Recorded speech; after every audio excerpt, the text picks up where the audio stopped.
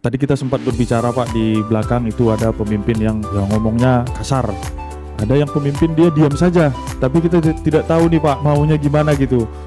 Nah, apa saja sih Pak strategi komunikasi yang efektif Pak dalam kepemimpinan ini Pak? Bagaimana Pak cara kita memastikan bahwa komunikasi ini berjalan lancar gitu? Jadi bayangkan untuk memimpin diri sendiri itu ada 4 yang harus dikuasai. Memimpin orang lain ternyata harus hanya 3. Nah di sini apa ya? Artinya apa? Untuk memimpin diri sendiri itu lebih sulit sebenarnya daripada memimpin orang lain. Tetapi yang sering kita pelajari adalah bagaimana memimpin orang lain. Dan kita sangat jarang mempelajari bagaimana kita memimpin diri sendiri. Seorang leader seperti asisten dia hanya 1 orang, sedangkan di dalam station pabrik kalau kita jumlahkan lebih dari 1.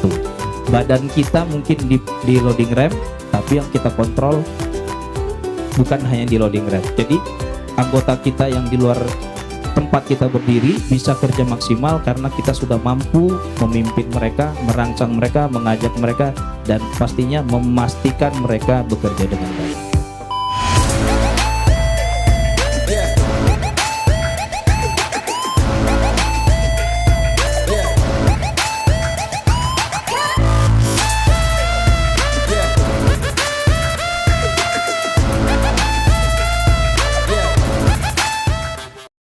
Oke, silakan Pak Ganda. Kalau menurut Bapak bagaimana Pak pengertian leadership dan apa yang membuat kepemimpinan itu sangat penting? Silakan Pak. Mungkin teman-teman yang di seluruh Indonesia ya sudah join, tadi sudah diperkenalkan, jadi saya mungkin langsung saja ke topik. Sama ya, mungkin tidak terlalu jauh pengertian leadership. Penting sekali untuk seorang leader. Sebenarnya leader itu kan memimpin. Jadi dari mulai operator kan seorang pemimpin juga. Operator, seorang pemimpin, mandor, asisten, askep, atau mungkin maskep, atau mungkin asisten mill manager, sampai ke mill manager ya, itu sebagai pemimpin. Jadi di kelapa sawit itu siogianya orang yang tidak memimpin adalah ya kita sebut sebagai helper. Nah, jadi seni di dalam memimpin itu bagaimana mempengaruhi, tadi sudah disinggung juga oleh Pak Posma, seperti apa cara kita memimpin, mempengaruhi dan mengajak dan sampai memastikan bahwasanya target itu tercapai dengan cara yang sudah ditentukan oleh si pemimpin. Seorang pemimpin memang kita lihat itu punya gaya yang berbeda-beda. Seperti mungkin pemimpinnya si A, si B, si C itu pasti punya cara memimpin yang berbeda-beda. Cuman memang secara umumnya adalah meskipun berbeda cara-caranya ini, namun yang paling terpenting itu kalau dari kacamata saya, bagaimana cara memimpin yang bisa menyentuh hati bawahan, bagaimana cara memimpin yang sangat dikenali oleh bawahan. Karena ada seorang pemimpin, misalkan dia tidak banyak bicara, tapi dia bisa didengar oleh bawahannya. Ada pemimpin juga mungkin yang kalau kita dengar di bahasa yang lebih pasaran mungkin barbar gitu kan, tapi anggotanya pun bisa ngikut. Nah, ini kan cara memimpin yang berbeda-beda. Cuman bagi saya lebih spesifiknya adalah bagaimana kita mentransfer gaya kita memimpin kepada anggota kita, kepada bawahan kita, kepada tim kita, sehingga mereka bisa mengerti, bisa merasakan maksud dari si pemimpin tersebut. Maksudnya itu kadang-kadang dengan cara dia mungkin frontal, bukan berarti dia itu marah sebenarnya. Tapi itu adalah ekspresif, mungkin kekecewaan, karena mungkin sudah berulang kali diajarin, tapi mungkin belum juga berhasil gitu. Padahal sebenarnya sudah beberapa kali diajarkan gitu ya. Jadi kadang-kadang memang kita rasakan seorang pemimpin itu berekspresi yang berlebihan karena mungkin sesuatu hal yang sudah dia jalani sudah diajarkan tapi mungkin belum berhasil juga. Nah, bagaimana mungkin dengan cara dia seorang pemimpin itu mungkin agak ekspresif tapi dia bisa dipahami oleh bawahannya. Nah, itu butuh kedekatan, ya, butuh feel untuk menerjemahkan apa yang dimaksud oleh seorang pemimpin tersebut. Itu sangat penting karena situasional di dalam pabrik ya, dari mulai timbangan sampai ke ujung mungkin ke final effluent itu kan titik-titiknya tuh banyak resiko yang akan mungkin terjadi. Jadi ekspresi pada saat mungkin tingkat resiko yang tinggi atau mungkin pada saat dia menghadapi situasional yang sangat riskan, itu sangat mengundang yang namanya emosi. Nah, terkadang pemimpin mungkin bisa juga mungkin kelewatan, namun bagaimana cara dia mentransfer emosi dia tuh ke anggota, ke bawahan, tapi bawahan juga bisa mengerti, terima gitu bisa ya. terima keadaan itu. Ya. Nah, saya rasa seni seorang pemimpin menjadi translate sampai ke bawah seperti itu. Benar. Jadi si pemimpin itu marah, tapi si pekerja itu mengerti, oh bahwa saya salah atau saya mungkin sadar ya gitu ya Pak Ganda ya. Ya, kira-kira seperti itu. Oke, baik Pak. Kita masuk ke sesi kualitas kepemimpinan ya Pak. Ini saya tanyakan ke Bapak Ganda. Apakah seorang leader Pak itu perlu atau mungkin harus ya memiliki visi dan misi? Karena dia sudah ditargetkan oleh perusahaan mungkin ya, apa saja yang harus dicapai, nah, sehingga perlu visi dan misi gitu. Nah, bagaimana visi dan misi ini dapat membantu dalam kepemimpinan Pak? Oke. Visi misi mungkin ada beberapa perusahaan yang sudah punya ya. Visi misi itu sudah ditetapkan oleh salah satu perusahaan. Misalkan menjadi perusahaan yang berkelanjutan atau berkontribusi kepada masyarakat, ya itu visi misi secara umum yang harus dijalankan oleh seluruh pekerja yang ada di satu perusahaan. Ada juga visi misi mungkin yang diciptakan sendiri oleh seorang leader. Nah, visi misi ini sangat penting menurut saya. Kenapa? Karena itu tadi yang saya sampaikan tadi, goalnya atau mungkin tujuan target itu akan ditransfer, akan dijelaskan kepada bawahan mungkin secara simpelnya di dalam satu briefing pagi ya, atau mungkin briefing sore kalau mungkin shift malam ya, shift malam. Jadi ada beberapa target mungkin yang harus dicapai. Mungkin hari-hari sebelumnya belum dapat, jadi kita akan mengejar di hari-hari ke depan gitu. Jadi pada saat briefing atau mungkin meeting ya, itu bisa disampaikan sampai tim mengerti apa yang menjadi PR ke depan.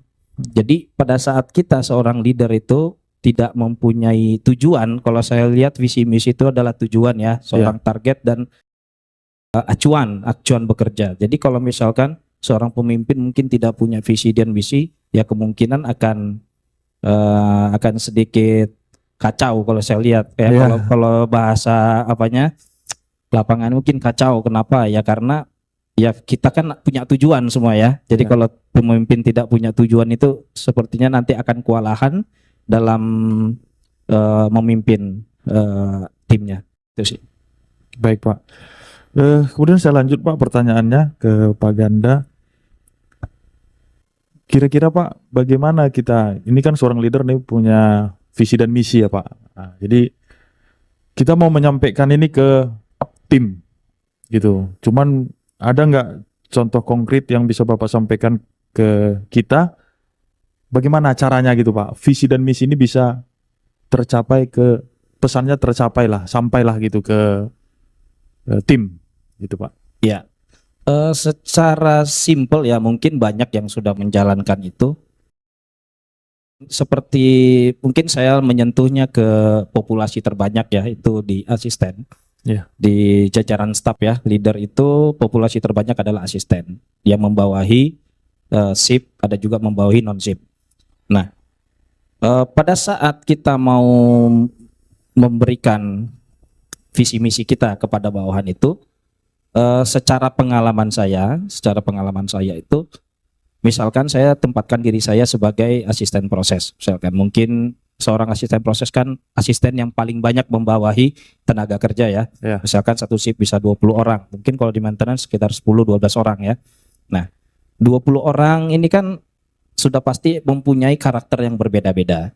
Namun tujuan ini tetap harus dijalani oleh karakter yang berbeda-beda itu juga. Mungkin ada satu orang si A mempunyai sifat ke kanan, yang si B punya sifat ke kiri, atau mungkin ada punya sifat ke atas, ada sifat ke bawah. Jadi dia punya karakter dan sifat yang berbeda-beda nih. Nah, jadi seorang leader tadi itu harus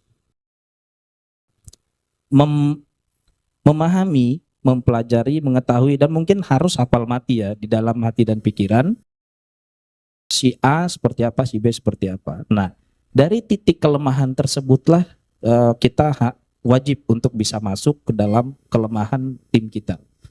Seperti saya sharing pengalaman saya, dulu saya di Papua ya. Di Papua itu saya cukup lama, sekitar 3,5 tahun. Di sana banyak secara sumber daya manusia itu harus banyak perhatiannya, banyak perhatian. Jadi kita sampai bisa masuk ke dalam pribadinya, tapi tetap harus kita batasi. Bukan berarti kita harus lepas semuanya ya. Tetap kita memberikan suatu batasan. Ada memang satu tenaga kerja yang punya sifat yang kita memang harus sangat dekat dengan dia, sehingga visi misi kita memang bisa sampai ke dia dan sangat diterima. Ada mungkin yang harus keras baru diterima, ya kita jalankan kekerasan itu. Artinya kekerasan itu bukan berarti kita main pukul, bukan. Ya. Artinya berbicaranya tegas, lantang gitu ya. Jadi bisa masuk ke hati dan pikiran dia. Jadi cara dengan memahami 20 orang tadi itu saya rasa harus dijalani, dan setelah kita memahami, kita punya jalan keluarnya, kita bisa memberikan itu di dalam satu briefing kita bisa jelaskan apa menjadi target kita, dan kita jelas dalam memberikan satu solusinya. Kan misalkan anggota kita tim kita tuh memiliki satu pertanyaan. Jelas seorang leader itu wajib memahami kasus tersebut dan mampu untuk mentransfer apa yang dia miliki, pengetahuan teknis, non teknis, secara verbal pemimpin tadi bisa menyampaikan semua yang dia miliki ya, ilmu tadi ke tim, supaya tim dari tidak tahu menjadi tahu, tidak paham menjadi paham, tidak mau menjadi mau. Gitu. Jadi goalnya jelas di depan, step-stepnya juga jelas dijalankan. Saya rasa seperti itu. Oke Pak, jadi visi dan misinya adalah gimana kita melihat dulu komposisi atau pengetahuan dari tim, ya mana yang perlu kita berikan pemahaman lebih akan kita berikan, seperti itu Pak ya. Ya benar. Kita tahu dulu kondisi tim. Baik Pak, selanjutnya ini saya akan bertanya ke Pak Posma mengenai komunikasi Pak. Ya tadi kita sempat berbicara Pak, di belakang itu ada pemimpin yang ngomongnya kasar itu Pak. Kemudian ada yang pemimpin dia diam saja, tapi kita tidak tahu nih Pak maunya gimana gitu. Nah, apa saja sih Pak strategi komunikasi yang efektif Pak dalam kepemimpinan ini Pak? Dan bagaimana Pak cara kita memastikan bahwa komunikasi ini berjalan lancar gitu? Ya Pak. Oke. Tapi mungkin sebentar saya ambil waktu dulu sedikit. Tadi masalah leadership itu saya masih di permukaan gitu. Saya ambil waktu sedikit sebelum menjawab gitu ya. Boleh Pak. Ya. Jadi memang memimpin itu ada dua sebenarnya. Kita memimpin diri sendiri dan memimpin orang lain. Nah, makanya yang diharapkan itu sebenarnya yang menjadi pemimpin itu adalah yang bisa memimpin diri sendiri. Nah, ini memang saya punya satu konsep itu. Kalau untuk memimpin diri sendiri, AKSD. Ada 4 AKSD. Attitude, Knowledge, Skill, and Desire. Sikap kita itu bagaimana kan itu kan? Apakah kita punya pengetahuan, punya keahlian, punya semangat? Nah, itu baru bisa memimpin diri sendiri.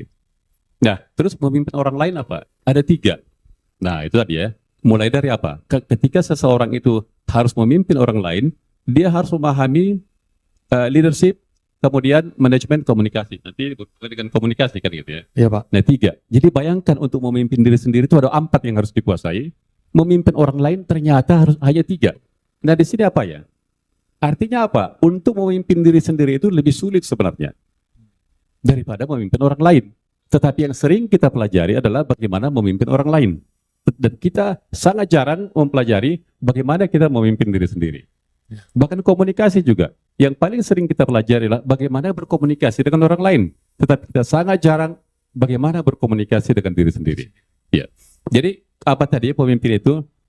Kalau saya ada 4 kualitas pemimpin, itu BOLD, B-O-L-D. Ya, gaya kepemimpinan. Kenapa? Ini saya urutkan nih. B-O-L-D. Kalau bahasa Inggris itu BOLD itu, kalau di komputer huruf tebal kan gitu ya. Iya Pak. Nah, tapi ada pengertian lain itu artinya berani. Nah, kalau lihat di kamus nanti, BOLD itu artinya berani. Nah, seorang pemimpin memang pertama itu harus berani. Nah, berani untuk apa? Nah, itu untuk mengimplementasikan BOLD ini. B itu apa? Gaya kepemimpinan birokratik. Kalau perusahaannya belum stabil, memang harus birokratik. Misalnya nih, bawahan atau apa datang terlambat. Peraturan kita di sini jam 7 harus sudah masuk. Kenapa kamu belum datang jam 7? Kenapa jam 7.15? Nah, kalau yang belum stabil memang harus birokratik. Jadi boleh mandor, siapa yang punya bawahan harus menerapkan birokratik ini sampai pada akhirnya dia stabil. Jadi artinya sesuai dengan peraturan, sesuai dengan ini. Ambil cuti, oh cutimu sudah habis, tidak bisa. Itu kepemimpinan yang birokratik. Nah, B, O itu saya jelaskan sedikit, otokratik. Otokratik ini apa? Otoriter. Perlu nggak otoriter? Perlu juga ternyata. Tapi pada saat apa? Kondisi-kondisi tertentu. Jadi memang ada misalnya atasan. Ada pada saat tertentu yang memang bawahan itu tidak boleh ada usulan. Begitu diputuskan atasan, harus ikut. Tapi kondisinya harus kritis. Iya Pak. Nah, gitu ya. Jadi ternyata otokratik itu atau otoriter itu perlu juga dilakukan di pabrik. Kalau tidak dilakukan di pabrik kepemimpinan otokratik atau otoriter, maka ketika dalam kondisi tidak normal, jadi pemimpin itu akhirnya apa? Kalau dibiasakan kepemimpinan demokratis, menjadi tidak efektif. Nah, oke, itu B-O-L. L itu apa? Laissez-faire, itu berasal dari bahasa Prancis. Nah, kalau tadi sudah AKSD bisa memimpin diri sendiri bawahan kita, maka laissez-faire ini kan kebanyakan delegasi. Kita delegasikan. Kenapa kita bisa delegasikan? Karena tadi sudah bisa memimpin diri sendiri. AKSD-nya sudah kuat. Nah, kalau sudah kuat AKSD, maka kepemimpinan laissez-faire yang banyak delegasi. Atasan itu tidak perlu lagi berpikir, oh ini perbaiki ini. Atasan atau middle manager itu sudah berpikir yang lebih strategis. Bagaimana pengembangan. Iya, Tidak perlu lagi yang sangat-sangat teknis. Nah, baru yang terakhir demokratik. D tadi. Nah, inilah kalau artinya mengambil keputusan, ya oke, bagaimana pendapat Bapak, nah, kita mau seperti ini. Nah, akhirnya apa? Diminta semua pendapat-pendapat, kemudian nanti pada akhirnya manajerlah yang memutuskan atau pemimpinnya yang memutuskan. Iya. Nah, itu konsep itu. Nah, sekarang ke komunikasi gitu ya. Iya Pak. Oke. Iya, Pak. Jadi sebenarnya ini komunikasi ini, makanya untuk menjadi seorang pemimpin itu tadi 3. Manajemen juga harus tahu, leadership, manajemen, dan komunikasi. Nah, saya sederhananya, komunikasi itu apa? Kenapa ada orang selisih paham? Karena memang salah komunikasi. Nah, jadi saya buat itu 3 hal. 3. Saya singkat itu jadi KPK. Nah, ini ya KPK. Supaya gampang diingat kan. Iya gitu Pak, ya. KPK. KPK itu kan komunikator. Ya, K itu yang pertama itu komunikator. Berarti apa? Orang yang menyampaikan pesan. P-nya itu pesan. Nah, kemudian K yang satu komunikan. Berarti orang yang menerima pesan itu. Nah, jadi siklus K, P, K. Jadi namanya komunikasi yang efektif dan komunikasi yang bertanggung jawab. Kenapa komunikasi yang bertanggung jawab? Si pemberi pesan harus memastikan si penerima pesan itu memahami. Iya Pak. Nah, jadi ada proses pemastian, bukan hanya sekedar disampaikan pesan, kemudian selesai. Jadi saya harus pastikan, misalnya nih, Pak, Bapak pergi dulu beli rokok. Jangan langsung iya gitu kan. Pak, rokoknya apa? Sudah paham nggak rokok apa yang mau dibeli? Jangan iya saja. Iya. Nah, kan gitu kan? Iya. Oke, sudah tahu nggak kapan akan dibeli? Nah, kalau misalnya saya bilang ini, oke, Pak, tolong belikan rokok. Nah, saya nggak sampaikan detailnya. Jadi apa? Saya harusnya menyampaikan, tapi ketika saya miss link yang memperjelas ini, maka si penerima pesan juga harus ikut bertanggung jawab terhadap proses komunikasi itu. Tanggung jawabnya apa? Memastikan pemahamannya. Pak, ini rokok apa ya? Iya. Nah, sehingga ada siklus lagi memastikan pemahaman itu. Nah, sehingga dengan KPK, pemberi pesan memastikan si penerima pesan itu sudah paham. Kalau pemberi pesan itu tidak memastikan, artinya apa? Si penerima pesan punya tanggung jawab juga untuk memastikan pemahaman dia. Pak, belinya di mana ya? Atau rokok apa nih beli? Ya. Nah, jadi ada proses. Ketika link itu hilang, maka disitulah yang sering salah paham. Nah, sebenarnya kan problem banyak di lapangan itu dimanapun adalah karena salah komunikasi. Nah, sehingga apa? Apalagi si komunikator ini, dia mempunyai gaya kepemimpinan yang otoriter. Yang semua di segala lini dia buat otoriter. Nah, akhirnya apa?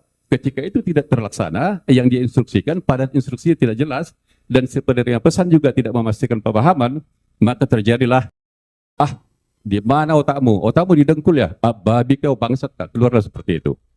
Ya, kenapa dia? Tipenya otoriter. Padahal prinsip komunikasi itu tidak dijalankan. Nah, makanya komunikasi itu KPK sangat-sangat penting diikuti. Makanya kalau orang belajar itu S1, itu saya singkat hanya itu aja. KPK itu yang paling penting. Nanti digabung dengan gaya kepemimpinan. Nah, gitu. Iya Pak, ya.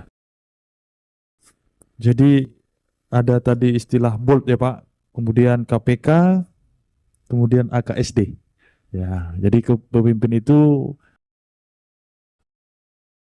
lebih sulit sebenarnya mengatur memimpin diri sendiri ya Pak. Dan bagaimana kita bisa memimpin diri sendiri dulu dan kemudian bisa memimpin orang lain. Mungkin seperti itu ya Pak. Ini lanjut ke Pak Posma Pak. Nah, tentunya kan kalau kita menjadi seorang pemimpin Pak, kita punya tim nih Pak. Nah, tim ini kan ya bermacam-macam Pak. Ada yang tua, ada yang muda.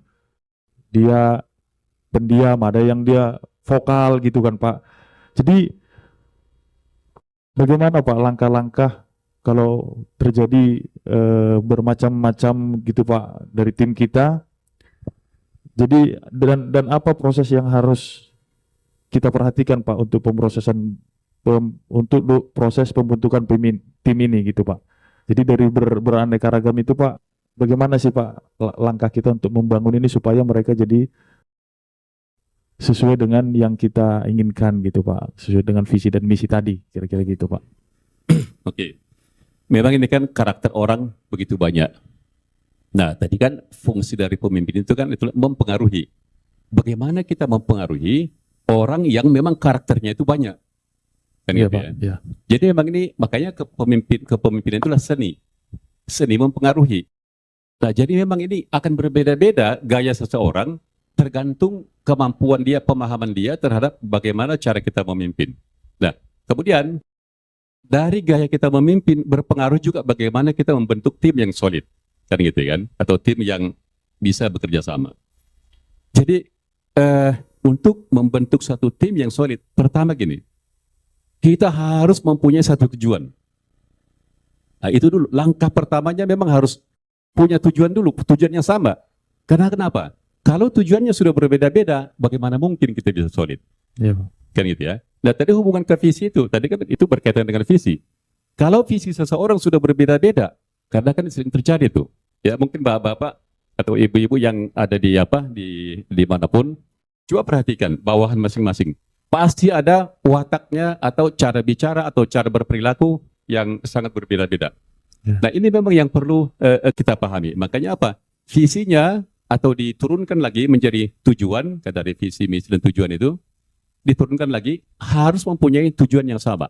Jadi misalnya satu pabrik, tujuannya harus tahu dulu persis apa pabriknya harus berjalan dengan lancar. Kalau supaya bisa berjalan dengan lancar, mulai dari sudut A sampai Z harus bekerja sesuai dengan apa menjadi tugas masing-masing. Nah, makanya yang kedua itu adalah itu yang pertama. Yang kedua, memahami tugas masing-masing. Nah, tujuannya udah satu nih, ya. Tujuannya sudah satu. Jadi ada 100 orang, tujuannya satu, semuanya lancar. Nah, bagaimana supaya lancar? Ya, pahami dulu tugas masing-masing. Nah, kan gitu ya. Iya Pak. Nah, kalau sudah dipahami tugas masing-masing dengan jelas, baru pemimpin itu disinergikanlah. Artinya minimum 2 itu saja dulu. Disinergikanlah antara stasiun dari A sampai ke Z. Nah, tujuannya sama, ya kan, dan sudah punya tanggung jawab masing-masing, tugasnya sudah tahu, baru leader itu mensinergikan ini. Nah, kalau mereka sudah punya tujuan sama dan sudah tahu tanggung jawabnya masing-masing, tugasnya masing-masing, ini biasanya akan solid. Walaupun bukan hanya 2 itu aja syaratnya, ya kan? Nanti ketika pemimpin dalam mensinergikan ini pasti bisa saja ada friksi. Wah, Bapak ini kalau ke saya ngomongnya keras-keras, tapi kalau ke si A itu ngomongnya lembut.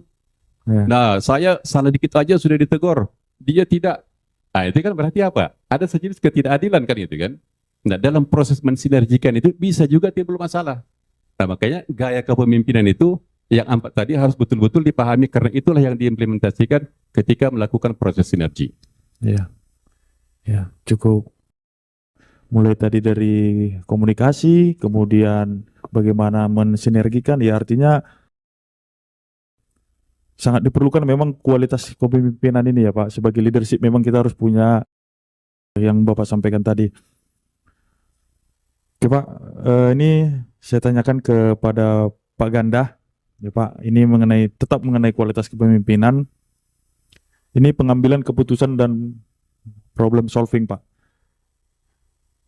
Jadi bagaimana Pak kita melakukan pendekatan yang baik untuk pengambilan keputusan dan bagaimana mengambil keputusan yang efektif dalam situasi yang krisis?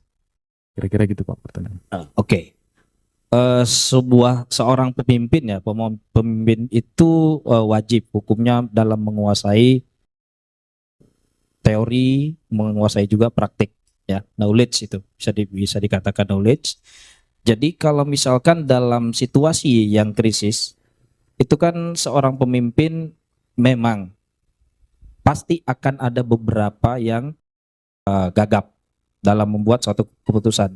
Karena di dalam situasi yang krisis itu kan sangat rentan dengan yang namanya nervous ya. Nervous atau dia itu gagap atau mungkin kalang kabut, itu kan bisa dibilang sebenarnya manusiawi ya, manusiawi. Ya.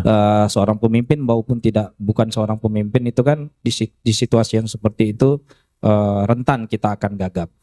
Jadi menurut saya dalam membuat suatu keputusan dalam yang krisis, modal utama seorang pemimpin adalah knowledge-nya. Knowledge-nya, jadi suatu saat dalam dihadapkan dengan situasi yang krisis, dia akan cepat dalam mengambil keputusan. Jadi memang itu butuh sebuah jam terbang ya, butuh jam terbang, butuh pengalaman.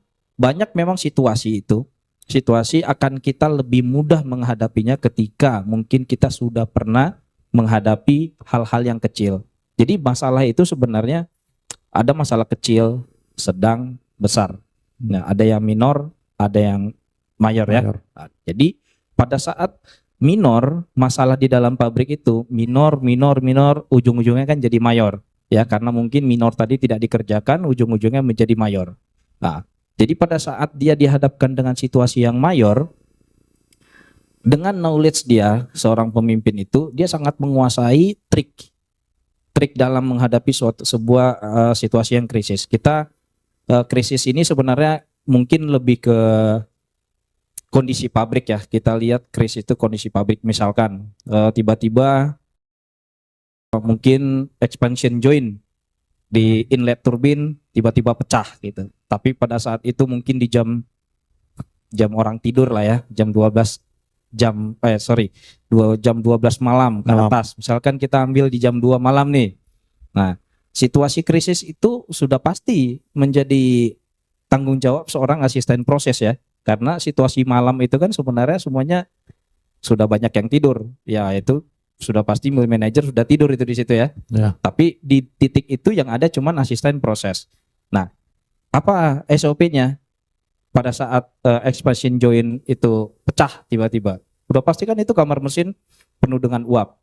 Ya, penuh dengan uap yang dari main steam. Jadi SOP dalam menjalankan situasi yang krisis itu wajib hukumnya untuk dikuasai oleh seorang leader. Kadang-kadang memang ada beberapa poin yang pengambilan keputusan itu di luar SOP. Itu sesekali akan ada terjadi. Karena mungkin situasi lapangannya berbeda ya dengan SOP-nya. Mungkin itu akan terjadi beberapa saat, mungkin di mana barangkali ada yang pernah menjalani ya tidak sesuai dengan SOP lah jalan keluar yang dijalankan. Cuman ya pada saat dia dihadapkan dengan situasi yang krisis, memang paling utama itu adalah pemahaman, pengetahuan, pengalaman, dibilang knowledge, SOP itu yang paling penting, paling utama. Dan seorang pemimpin itu harus berani harus berani mengambil sebuah keputusan. Mengambil keputusan itu harus berani, harus yakin dengan sebuah keputusan yang diputuskan pada saat itu. Kan nggak mungkin expansion join pecah dia tanya manajer dulu, kan nggak mungkin kan pada saat jam 2 malam. Berarti memang asisten proses punya hak, punya otoritas, punya hak veto di situ tadi yang disampaikan oleh Pak Posma. Jadi pada saat itu memang harus kita berani membuat suatu keputusan. Ya memang pada saat itu mungkin ada keputusan yang miss, ya. Mungkin suatu saat mungkin asisten proses itu salah mengambil keputusan. Salah sebenarnya kalau kita melihat dari kacamata yang A mungkin bisa salah. Tapi kalau kita melihat pertimbangan atau situasi yang diterima atau mungkin yang dialami oleh si asisten proses yang malam itu, ya, itu mungkin kalau kita berpikir ke arah yang si asisten proses mungkin dia benar. Tapi mungkin kalau kita lihat dari situasi yang A, situasi yang B, kacamata yang B, mungkin si asisten proses itu bisa salah. Nah, jadi kadang memang tergantung situasi, tergantung kacamata kemana kita melihatnya ya. Nah, tugas seorang pemimpin yang di atasnya itu siapa? Mungkin ASCAP atau middle manager. Ya, itu kan seorang leader juga tuh. Melihat apa keputusan si asisten proses yang dijalankan pada saat jam 2 malam itu. Nah, terpenting adalah pada saat si middle manager atau ASCAP tadi saya rasa memastikan tenaga kerjanya semua aman. Itu dulu yang pertama. Ya. Jadi pada saat SOP tadi mungkin tidak dijalankan sepenuhnya, tapi menurut saya kalau misalkan itu terpaksa mungkin bisa dijalankan, tapi yang terpenting tadi berani mengambil keputusan, berani bertanggung jawab, dan berani dalam menjelaskan apa yang sudah diputuskan oleh asisten proses. Saya rasa itu kalau untuk di dalam situasi yang krisis. Ya, artinya dengan situasi yang krisis itu salah satu menambah pengalaman kita juga ya Pak. Ya, ya benar. mungkin hari ini kita bakalan kena marah karena kita mengambil keputusan itu. Ya. Tapi ke depan kita tidak akan mungkin mengambil keputusan yang salah lagi. Ya, seperti itu ya benar. Pak. Ya. Baik Pak. Ini saya tanyakan kepada Pak Posma Pak. Nah, ini terkait konflik Pak. Nah, ini misal saya pernah juga mengalami Pak, waktu saya jadi asisten proses itu antar shift. Nah, jadi ada salah satu yang bicara ke saya, Pak, ini saya aja yang bersihkan Pak. Nah, ada satu stasiun kotor gitu kan Pak. Jadi dia nggak pernah membersihkan. Jadi mereka pun konflik Pak. Bahkan tukar shift itu pun mereka tidak ada tegur sapa. Nah, ini kan mempengaruhi juga Pak produktivitas tadi. Ya Pak. Jadi bagaimana Pak cara menanganin konflik ini dan langkah-langkah yang efektif lah Pak kalau terjadi konflik internal di tim. Gitu Pak. Oke, ya. Sedikit saya agak bergeser dulu sebelum masuk ke sana. Tadi berhubungan dengan marah. Nah, terkadang ini kan Iya Pak. ada hubungan juga nanti atasannya marah atau bahkan asisten yang A marah dengan asisten yang lain kan itu kan teman sejawat kan gitu ya. Iya. Nah, jadi memang saya juga mengalami hal seperti itu. Itu tadi saya kaitkan dulu dengan marah ya. Jadi seorang atasan marah itu boleh nggak? Kalau saya bilang justru marah itu sebenarnya itu justru soft skill, alat kerja. Tidak boleh. Kalau seseorang tidak bisa marah di pabrik kelapa sawit, itu sebenarnya menjadi atasan yang sulit untuk sukses. Marah itu boleh, tapi yang marah-marah itu sebenarnya nggak boleh, nggak perlu kan itu ya. Kenapa? Tapi marahnya juga jangan personal. Nah gitu ya, marah itu harus profesional. Nah kalau marah personal, kamu pantatmu aja pun kayak gitu jalan, mana bisa kamu mengerjakan itu? Ya, itu kan personal. Iya Pak. Otakmu didengkul ya. Di sini dong otak itu, jangan didengkul. Itu marah yang personal. Nah, itu masih itu aja kamu nggak bisa kamu kerjakan. Ini jangan letak otak didengkul. Tapi kalau kita marah profesional, misalnya dia tidak selesai mengerjakan, sini dulu. Kamu bahkan sampai dibanting meja juga. Tapi sebisa mungkin jangan di depan umum. Sebisa mungkin kan tergantung juga orangnya. Kalau di depan umum bisa nggak? Ya tergantung. Saya tidak mengatakan itu salah. Tapi bagi saya tidak di depan umum. Berdua, bahkan banting meja juga ya. Tapi tetap profesional. Kamu sudah janji bisa kerjakan itu 3 hari. Sekarang sudah 5 hari dan bahkan kamu tidak lapor. Apa sih yang terjadi dengan kamu? Coba jelaskan. Sampai kadang pukul meja kita bisa seperti itu. Iya Pak. Tapi profesional. Yang kita desak itu, yang kita tanya itu adalah memang berkaitan dengan pekerjaan. Jangan kita campur-campur. Matamu udah picek ya? Atau otakmu udah nggak jalan ya? Nah, itu yang tidak boleh sebenarnya. Ya oke. Nah, kalau seperti itu ada, maka proses penyelesaian konflik itu menjadi sulit. Karena apa? Sudah dibantu, sudah diperparah dengan cara komunikasi. Nah, makanya ketika kita menyelesaikan konflik, di mana-mana konflik pasti ada. Sudah pasti. Dengan anak sendiri pun ada konflik. Dengan pasangan sendiri pun ada konflik. Iya, Pak. Di kantor juga ada konflik. Sudah pasti tidak akan bisa kita menghindari konflik itu. Bagaimana caranya supaya tidak ada konflik? Itu sampai kapanpun pasti ada. Nah, memang yang benar itu seperti tadi. Bagaimana caranya mengatasi konflik? Kan itu ya. Nah, konflik ini sebenarnya kenapa bisa terjadi? Sesuatu yang sudah disepakati tidak dilakukan. Nah, misalnya tadi kan, itu salah satu poin. Ini kan kalau tukar shift, kan sudah disepakati sebenarnya bahwa ini harus bersih, harus bersih, harus Iya, bersih, Pak. kan itu ya. Ternyata ada orang yang tidak buat bersih. Kan gitu kan. Akhirnya terjadi konflik. Nanti ditegur. Itu kamu setiap tukar shift, saya lihat nggak pernah bersih itu kamu buat itu. Padahal kami selalu bersih. Nah kan itu, datang lagi asisten A. Bapak pun waktu itu di sana itu kan nggak bersih juga. Iya. Nah, akhirnya apa? Terjadilah perang mulut. Perang mulut, Pak. Bahkan terkadang saling mempengaruhi mandornya, saling mempengaruhi bawahannya. Nah, di sini sebenarnya ada itu memang apa? Disinergikan secara alami, bisa menyelesaikan konflik itu karena teman sejawat nih kan. Iya, Pak. Nah, jadi secara alami sebenarnya kita itu mempunyai kemampuan untuk menyelesaikan sendiri permasalahan. Artinya apa? Kita berkomunikasi pada diri sendiri. Pentingkah saya berdalam konflik ini? Makanya itu komunikasi pada diri sendiri itu penting, bukan hanya komunikasi ke orang. Iya, Pak. Apa manfaatnya ketika saya berdalam masalah ini? Nah, tanya pada diri sendiri. Tanya terus, tanya terus. Nah, ketika itu bisa kita sadari bahwa tidak ada manfaat, maka kita, oh ya sudahlah, kita kembali berkomunikasi. Nah, makanya komunikasi pada diri sendiri itu sangat-sangat penting. Karena apa? Itu akan menimbulkan kesadaran. Ada otak, ada hati. Ini harus berkomunikasi, otak dan hati. Ya. Dan itu harus dilakukan dengan sengaja, berkomunikasi antara hati dan otak. Nah, kalau itu sudah nggak bisa, barulah harus datang atasan. Artinya apa nih? Disinergikan secara manajemen, secara leadership. Karena sinergi alami kan harusnya bisa.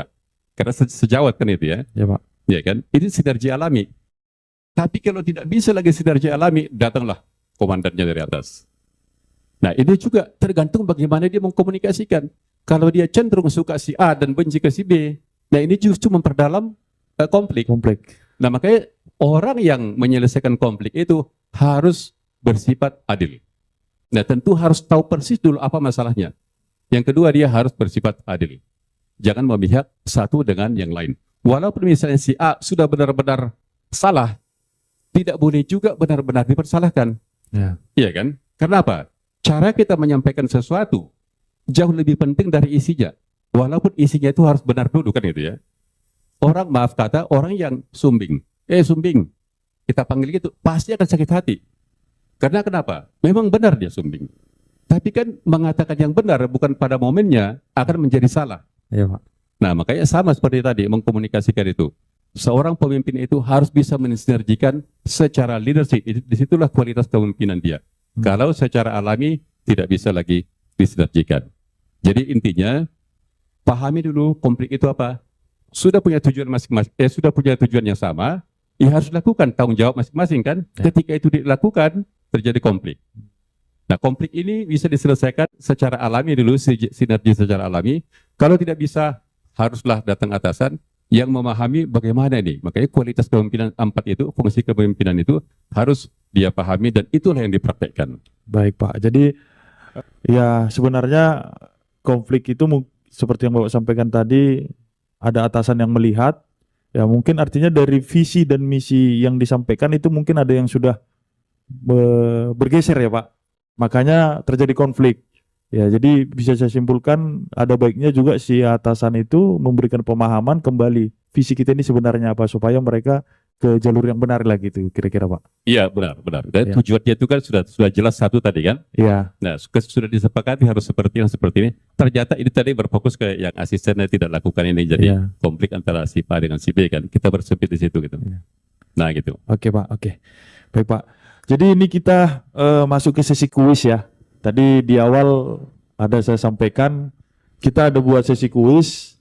Kita ada sediakan juga hadiah menarik buat teman-teman yang ada di Zoom. Kita ada timnya. Silakan.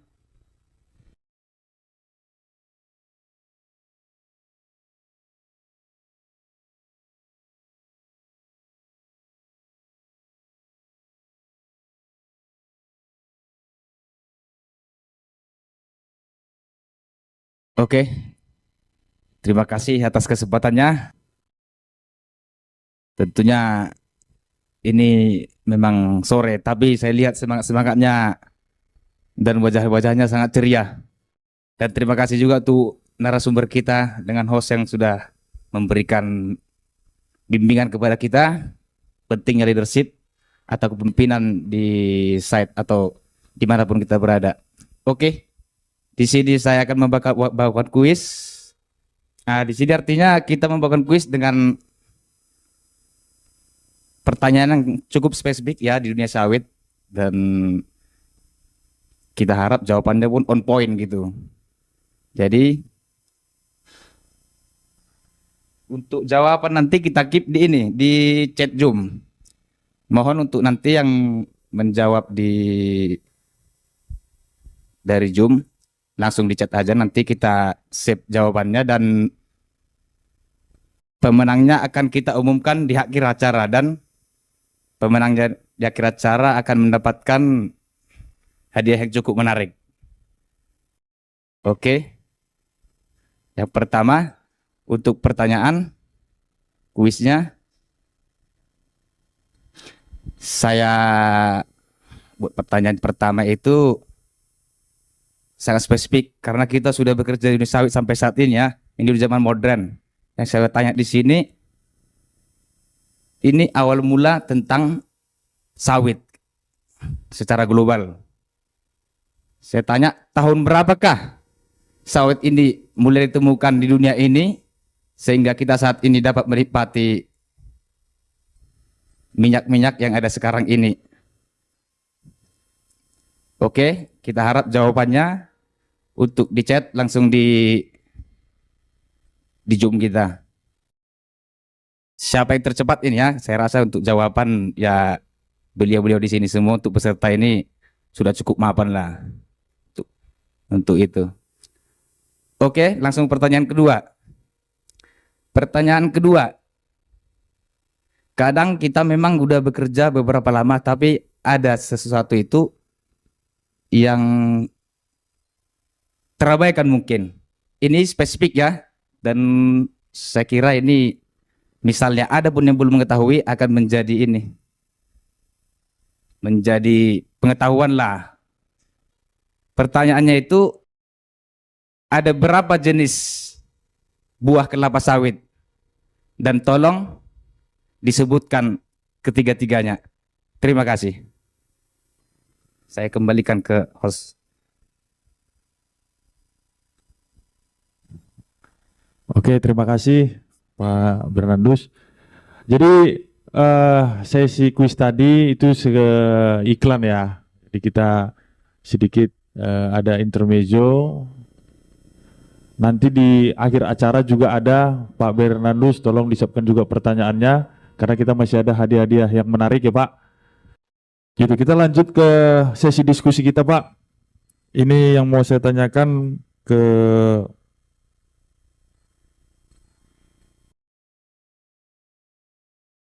Pak Posma ya Pak. Ini kembali ke Pak Posma Pak. Ini kita tadi bicara komunikasi Pak. Sekarang kita bicara etika Pak. Gitu. Jadi komunikasi, etika ini harusnya saling berhubungan ya Pak. Gitu. Jadi mengapa Pak etika itu sangat penting dalam kepemimpinan Pak? Dan bisa nggak Bapak berikan contoh tindakan apa yang beretika gitu Pak dari seorang pemimpin gitu Pak? Ya oke. Ya, kalau kita secara umum kita sebut etika itu kan berarti apa? Tindakan seseorang yang mempengaruhi orang lain secara langsung kan gitu ya, atau tindakan seorang atasan. Itulah salah satu ya. Tadi saya kaitkan dengan marah tadi. Ya Pak. Marah itu bisa nggak? Bisa. Tapi kan itu bisa juga marah menjadi marah yang tidak beretika. Ya kan? Misalnya apa? Walaupun ini sebenarnya ada hubungan dengan budaya seseorang juga. Kalau misalnya kita marah, harusnya kan nggak perlu juga mata kita pun diperbesar kan gitu kan. Ya. Mata kita diperbesar, kemudian wajah kita seramkan. Ya, atau itu kan secara apa ya, secara visual. Ya, memperlihatkan. Ditambah lagi secara verbal. Itu tadi, otakmu di mana? Itu kan tidak beretika. Itu adalah seorang pemimpin yang tidak beretika. Ya, Pak. Atau bahkan lagi, bahkan ada seorang pemimpin yang sampai disentuh-sentuh sampai ke keluarga. Nah ini kan sudah pasti itu adalah leader yang tidak beretika. Ya, Pak. Nah, bagaimana caranya dia supaya dianggap sebagai beretika? Maka fokuslah ke pekerjaan. Ya, seperti yang saya contohkan tadi. Tapi sebenarnya itu contoh yang sangat bagus. Ya, ketika kita marah ke bawahan kita, jangan kita campur-campur dengan yang pribadi. Karena ketika kita campur dengan yang pribadi, itu sudah tidak beretika. Karena apa? Apa yang tindakan kita itu, apa yang kita sampaikan itu sudah langsung mempengaruhi dia. Bisa jadi dia akan menjadi down. Ya. Nah, itu. Baru yang kedua gini. Kita sebutkan misalnya, oke, jangan merokok di ruangan ini. Tidak boleh merokok di ruangan ini. Selalu disebutkan seperti ini. Tapi dia sendiri merokok. Bahkan sambil mengangkat kaki seperti ini. Iya, Pak. Jadi sebenarnya kan berhubungan dengan apa? Apa perilaku atau perbuatan yang memang tidak beretika. Kenapa? Dia sampaikan sesuatu yang harusnya pun dia harus ikut melaksanakan, tetapi dia tidak melakukan. Nah sehingga apa? Dia hanya mau lakukan apa yang saya katakan, tapi jangan lakukan apa yang saya lakukan. Nah seorang pemimpin yang beretika tidak boleh seperti itu. Harus apa? Lakukan apa yang saya katakan, dan saya pun melakukan apa yang saya katakan. Ya. Nah gitu. Jadi kalau kebalikan tadi, lakukan apa yang saya katakan, tapi jangan lakukan apa yang saya lakukan. Itulah pemimpin yang tidak beretika. Karena jadinya dia seperti pedang bermata dua deh ya, Pak ya.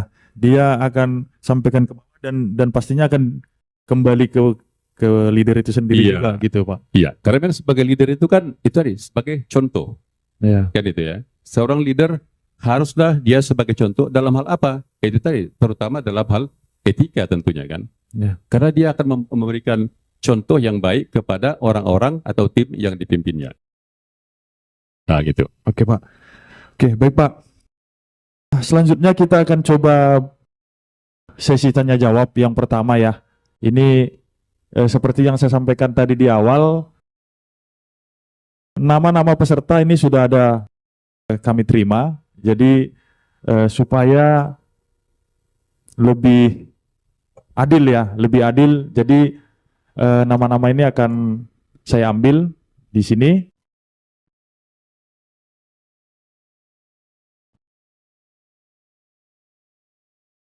Mungkin kita akan coba ke 3 nama ya untuk sesi ini.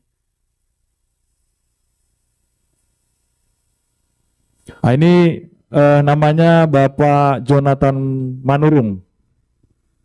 Bapak Jonathan Manurung, apakah hadir dalam Zoom?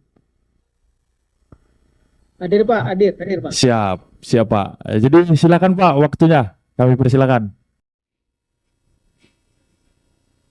Baik Ya. Pak, selamat sore Pak. Sore Pak. Baik Pak, jadi pertanyaan dari saya Pak, yang pertama yang saya hadapi ketika briefing pagi, terutama kita di hari Senin, kita lakukan semuanya, kita satukan visi misi kita, terutama di pabrik, tapi terkadang ada kendala beberapa pertanyaan dari karyawan kita yang menyangkut kepada hak-haknya Pak. Contoh salah satunya mungkin BPJS-nya ataupun mungkin ya gajian yang terlambat gitu Pak. Di luar dari penyampaian kita setiap hari lah pada mereka. Mohon bantuannya Pak. Untuk mengatasi seperti itu, kita sebagai pemimpin apa yang harus kita lakukan Pak? Dalam hal untuk menjawabnya Pak. Demikian Pak. Terima kasih Pak. Oke. Eh, ini bisa Pak Ganda coba menjawab Pak pertanyaannya. Iya, oke. Selamat malam Pak Jonathan Manurung.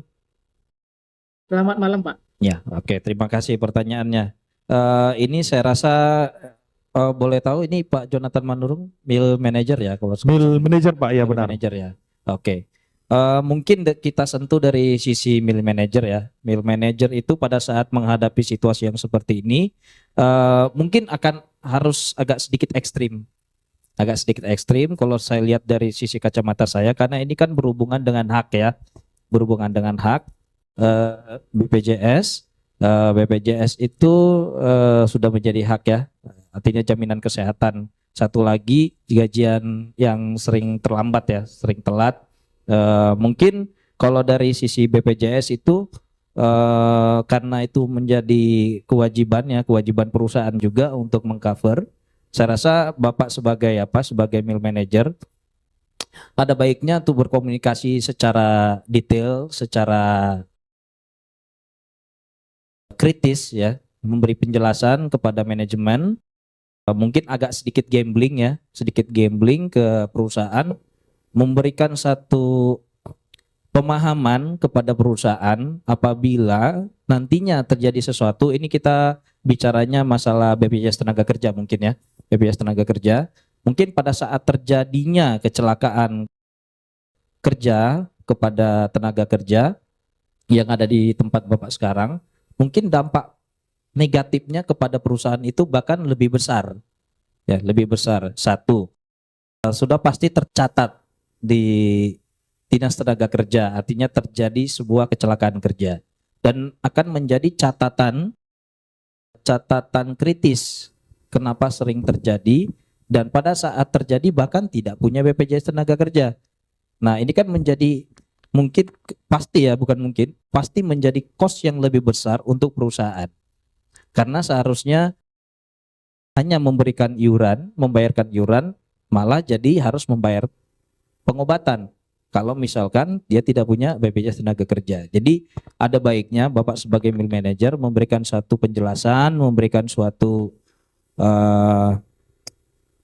detail dampak negatif, dampak positif apabila si karyawan tadi tidak mempunyai BPJS Tenaga Kerja atau mungkin BPJS Kesehatan. Jadi dampak positif tadi itu akan sangat mempengaruhi produktivitas seorang karyawan. Kenapa?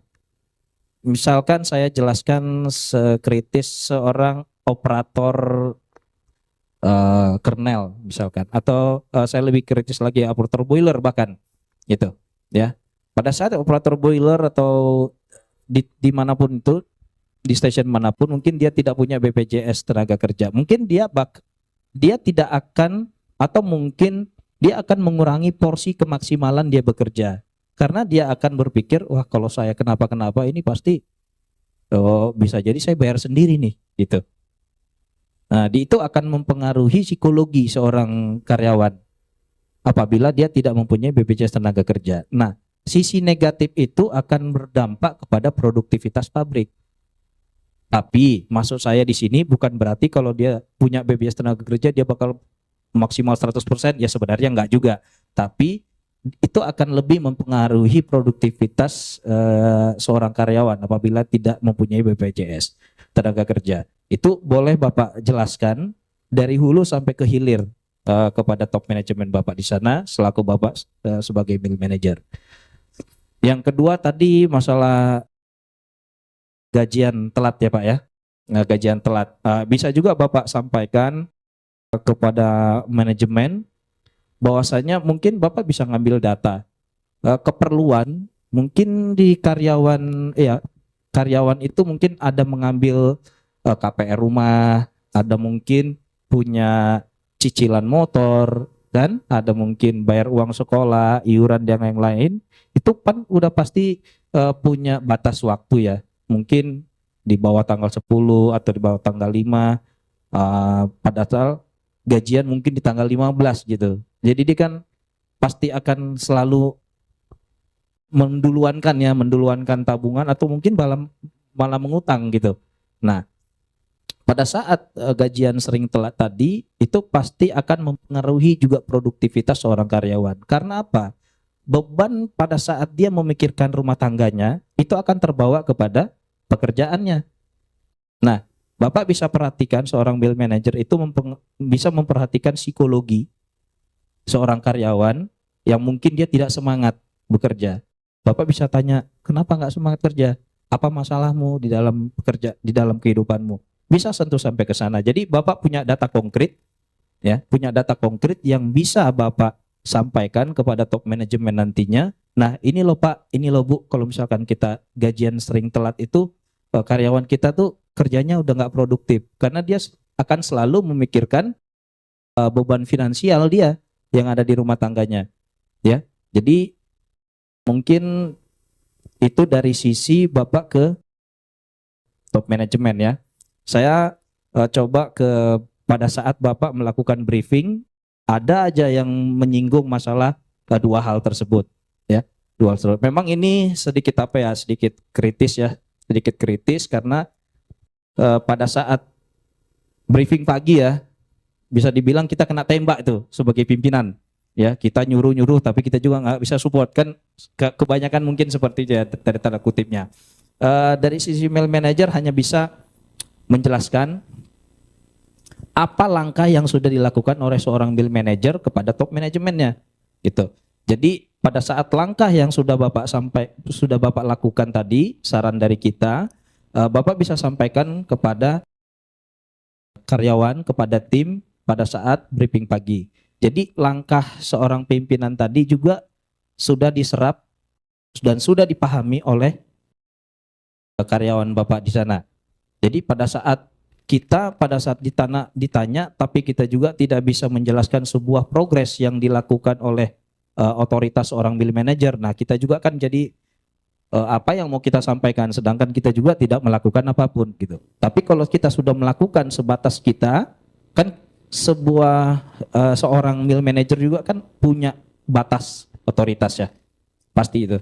Nah, jadi pada saat otoritas mill manager sudah di ujung ya, hanya bisa menjelaskan kepada karyawan apa yang sudah dilakukan oleh seorang mill manager.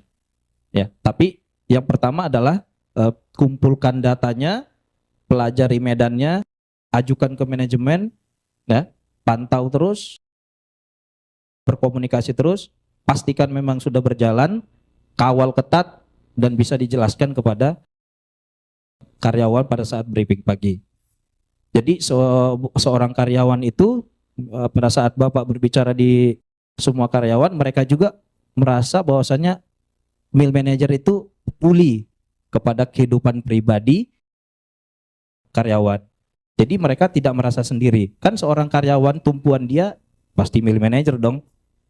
Ya kan? Jadi nggak mungkin karyawan itu langsung ke head office, itu sangat jarang terjadi. Pasti yang dikejar adalah mill manager karena setiap hari yang memberi perintah adalah mill manager. Pasti mill manager yang dikejar karena mereka tahunya orang tua mereka di pabrik adalah mill manager. Ya, saya rasa itu Pak Jonathan menurut. Terima kasih. Ya, bagaimana Pak Jonathan?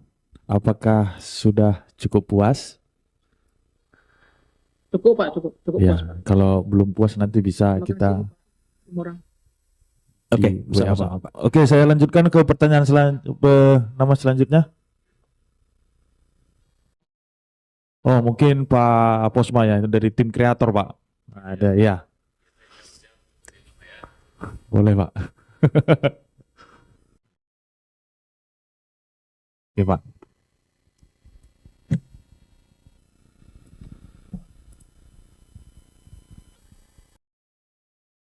Baik, ini juga dari praktisi kita, ini mil asisten ya, Bapak Mikael J. Gultom.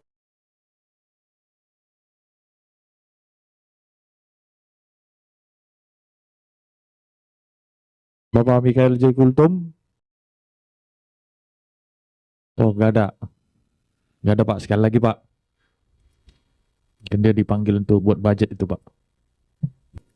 Karena memang lagi bulan-bulannya buat budget. Oke, ini juga jadi asisten proses ya Pak. Dan proses. Bapak David Harapan Siahaan.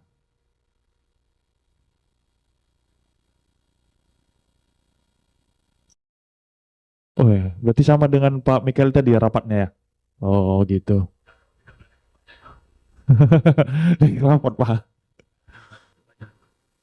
Ya. Wah, ini mill manager Pak. Bapak Kaprianto Manulang. Bapak Kaprianto Manulang. Ini kayaknya saya kenal dengan namanya ini. Tolong dibuka videonya Pak.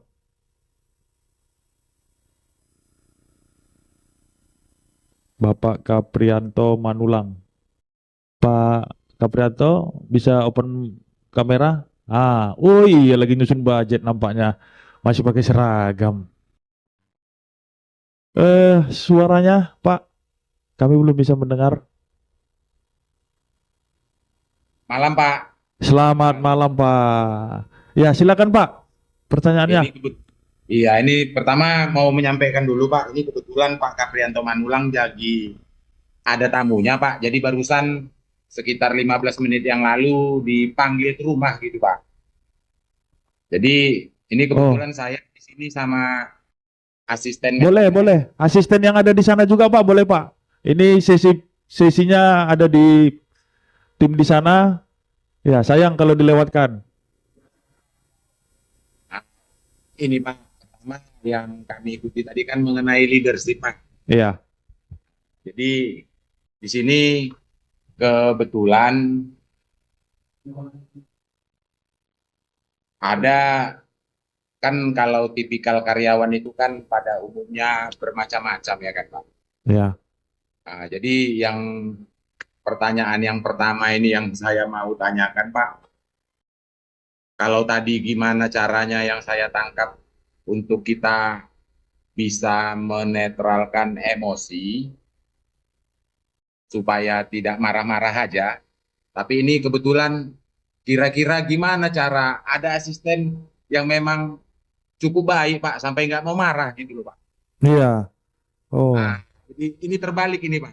Jadi saya mau nanya kira-kira kalau untuk yang seperti itu Mau diapakan lah asistennya nih gitu ya. gimana caranya supaya Iya. marah? Oh, kita naikkan tensinya ya, seperti itu. Iya. Terima kasih Pak. Silakan Pak Poswa, mungkin bisa jawab Pak. Oke, terima kasih ya. Jadi kalau dalam teori memang tidak diajarkan harus marah. Ya. Ya, ini biar clear dulu ya. Biar clear dulu. Tapi memang berdasarkan pengalaman saya di pabrik kelapa sawit, kalau kita tidak ada marah, tapi marahnya ingat ya, profesional. Bukan personal kan gitu ya. Ya. Marah profesional itulah yang boleh. Kalau yang marah personal tentu tidak boleh. Nah, oke. Ada asisten yang tidak bisa marah. Ya. Nah, sekarang pertanyaannya, biasanya kalau seorang asisten tidak bisa marah, biasanya itu kurang dihargai oleh bawahannya. Nah gitu ya, biasanya, tapi tidak selalu. Ya Pak. Karena kenapa? Sudah pasti ada bawahan kita itu memang yang harusnya kita panggil ke ruangan, kita nasihati, makanya tadi 4 gaya kepemimpinan itu penting. B, bold, birokratik. Nah, misalnya panggil dia. Dia masalahnya apa? Misalnya, tadi saya ke stasiunmu, jam kerja, kenapa kamu tidak ada di sana? Padahal setiap orang yang bekerja ini jam kerja nih, harusnya kamu ada di sana. Artinya apa? Birokratik. Nah kan gitu ya. Harusnya kan apa? Birokratik. Nah, jadi gaya kepemimpinan itu memang harus diterapkan keempat-empatnya. Nah, kalau misalnya seorang manajer, dia bawahannya tidak bisa marah profesional ya. Memang ini bisa kita panggil, tapi di coaching. Coachingnya apa? Menggunakan 4 gaya kepemimpinan ini. Jadi kamu harus terapkan dong bold. Masa dia tidak ada di tempat kerja, ya, tidak ada di tempat kerja, kamu tidak berani menegur dia. Padahal kita kan apa? mempengaruhi orang yang tidak baik supaya lebih baik untuk mencapai target dan tujuan yang telah ditentukan. Iya kan? Tujuan kita kan sudah satu tadi. Nah, orang yang memang, tapi gini, kalau memang bawahannya semua sudah tidak ada masalah, ya memang nggak perlu juga marah kan gitu kan. Tapi saya pikir bawahan kita itu termasuk kita sendiri pun, ya atasan misalnya manajer, tetap juga ada masalah kan di mata atasan kita kan gitu kan. Nah, jadi memang caranya itu adalah kalau sudah nggak ada masalah, ya oke lah. Tapi saya tidak mungkin tidak ada masalah. Nah, orang seperti ini kalau saya coaching, ya lihat, misalnya kita Pak J, Pak J, bawahan Bapak itu, coba lihat ini, dia selalu datang terlambat 10 menit. Apa yang Bapak sudah lakukan? Nah, justru bukan karyawannya langsung, tapi memang asistennya. Asisten oleh siapa? Oleh atasannya lagi. Nah, harus itu, dialah yang harus diberdayakan. Karena kan tidak mungkin manajer-manajer langsung turun tangan itu. Jadi berdayakan dia. Bapak harus lakukan seperti ini, lakukan seperti ini. Kalau Bapak tidak berani menegur dia, bagaimana mungkin Bapak bisa jadi sebagai leader? Nah, saya pernah lakukan training 2 hari untuk mandor. Itu bahkan saya buat simulasi untuk marah. Nah, saya sengaja ciptakan situasi, dan pada akhirnya memang ganti-gantian jadi leader, buat simulasi supaya dia berani marah. Tapi tetap marah profesional. Itu diizinkan dan nggak dosa juga itu. Yang penting jangan sampai simpan di hati. Jadi intinya itu adalah tanggung jawab manajer. Bagaimana dia membantu supaya bawahannya itu produktif. Produktif berarti apa? Dia harus berani menerapkan tadi. Menerapkan 4 gaya kepemimpinan itu harus berani. Makanya harus bold. BOLD, berani. Seorang leader harus mempunyai kualitas berani. Berani untuk apa? Menerapkan BOLD. Nah, gitu.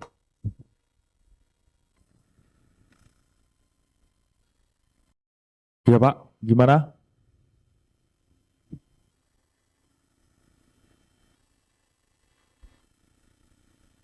Masih mute? Oke Pak, ya tadi yang Bapak sampaikan itu sudah cukup terkopi di sini Pak. Terima kasih Pak.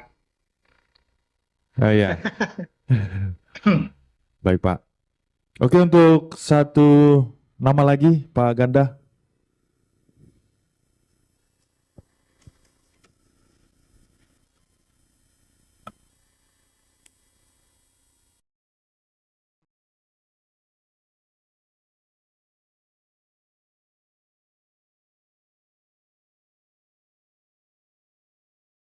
Ini dari asisten maintenance.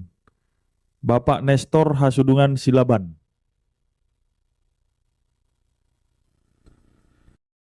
Open mic Pak dan open kamera.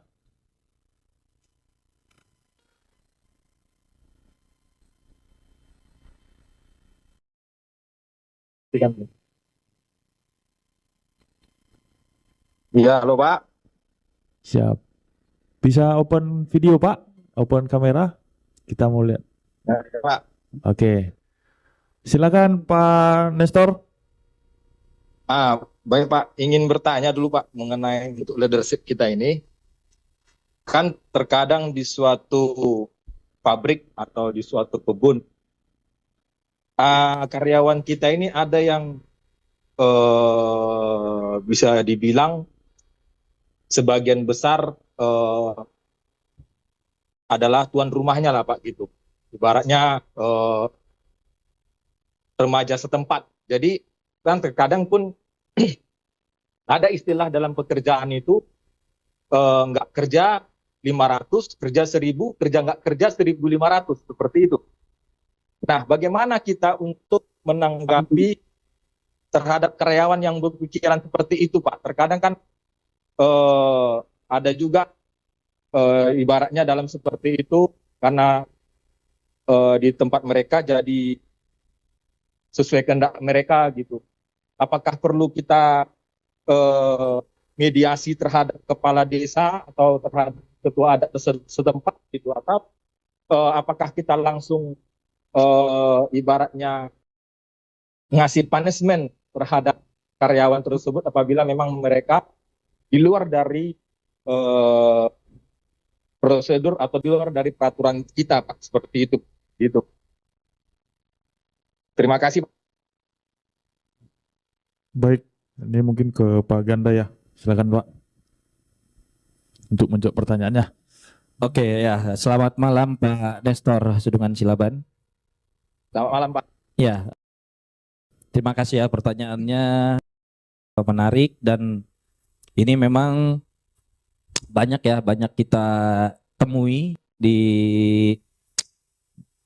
berbagai tempat ya, di kebun baik pun mungkin perusahaan yang non kebun ya. Sepengalaman saya dari Aceh mungkin sampai ke Papua, ini banyak sekali permasalahan yang seperti ini.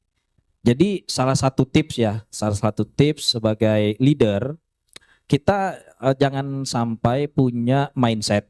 Kita perbaiki ya. Kita perbaiki dulu mindset kita.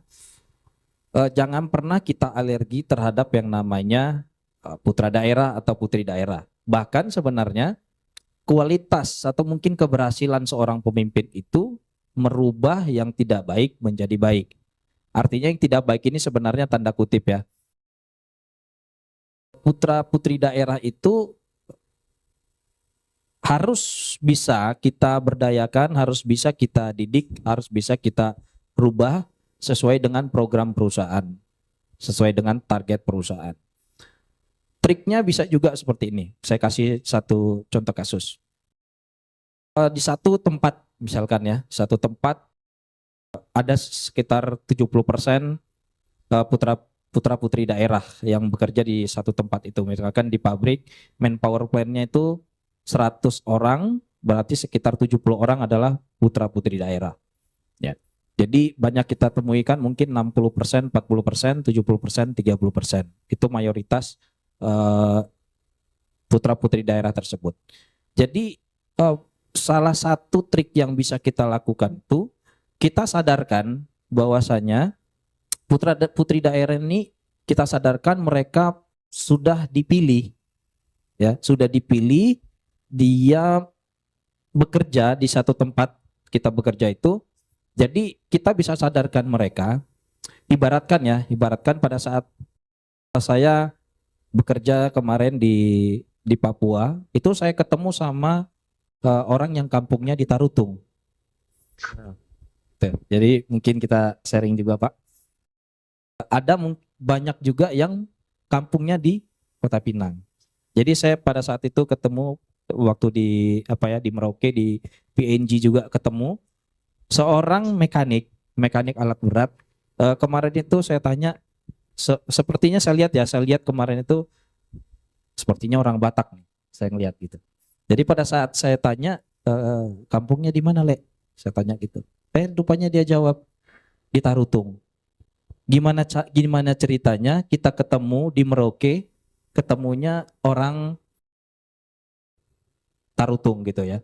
Jadi kita bisa beri contoh putra putri daerah yang mempunyai kesempatan bekerja di tempat mereka ya, di kampung mereka itu, mereka punya kesempatan dan mereka tidak memiliki garis tangan yang mereka harus mencari rezeki jauh dari keluarga mereka.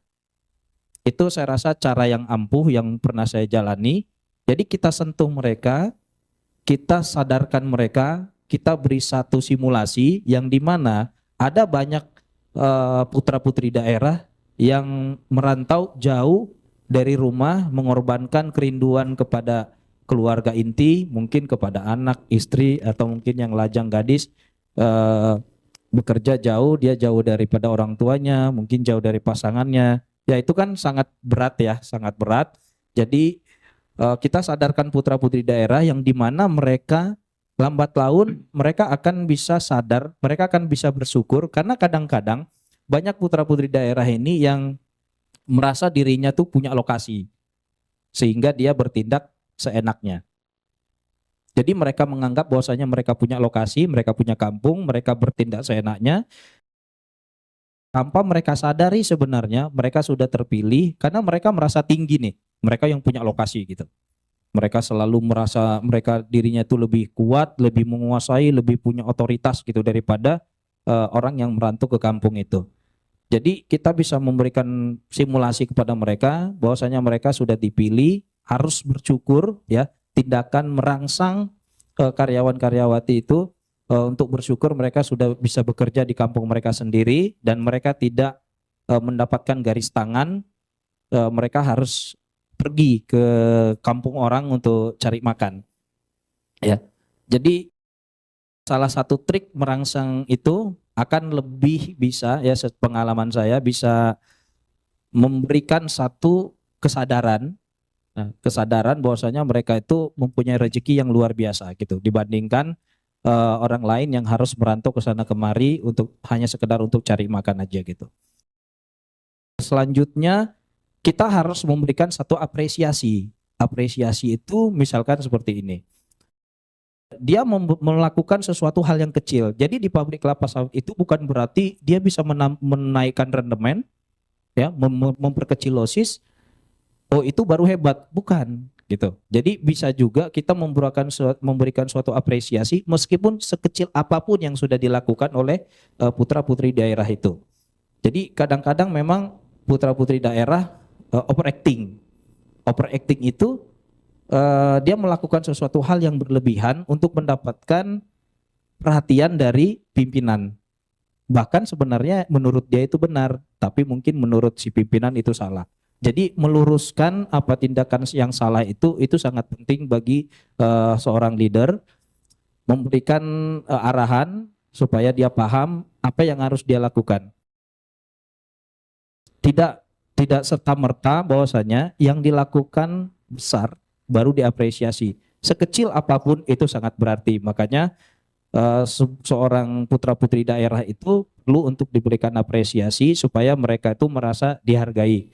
Gitu. Jadi misalkan ada pun mungkin yang nyeleweng, mereka merasa bahwasanya mereka yang punya tempat gitu. Mereka yang punya kuasa, mereka yang punya suara, ya justru sebenarnya harus didekatin bukan berarti harus dihajar gitu ya. Misalkan panggil kepala desa laporkan, "Oh Pak, ini apa kalian putra-putri daerah kalian nggak beres ini, bandel segala macam." Nah, kalau misalkan kita belum melakukan treatmentnya, menurut saya jangan sesekali langsung membuat langkah seperti itu. Treatmentnya dulu dilakukan, kalau memang tidak bisa, ya saya rasa itu bisa dilakukan punishment, tapi punishment yang sesuai dengan peraturan ya, bukan punishment yang sentimental, bukan punishment yang seakan-akan kita menunjukkan ekspresi ketidaksukaan kita kepada seseorang tersebut. Ya, saya rasa itu. Baik. Bagaimana Pak? Jawabannya Pak tadi Pak. Baik Pak, terima kasih. Jadi karena mengingat waktu, tadi ada dari tim juga mengingatkan sesi pertanyaannya akan kita, yang tadinya saya rencanakan ini ada 2 ya Pak, 2 sesi. Nah, jadi ini saya padatkan. Jadi 1 sesi itu 4 pertanyaan. Ini coba saya cabut sendiri.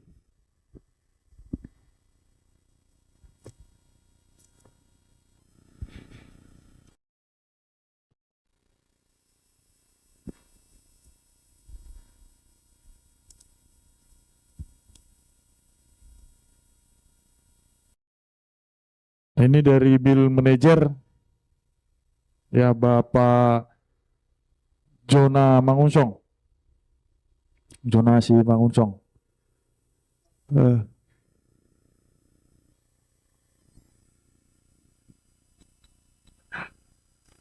Silakan Pak, open Terima kamera dan kasih. perfect. Selamat malam Pak Jona. Ya, selamat malam Pak Albert. Terima kasih kesempatannya Pak.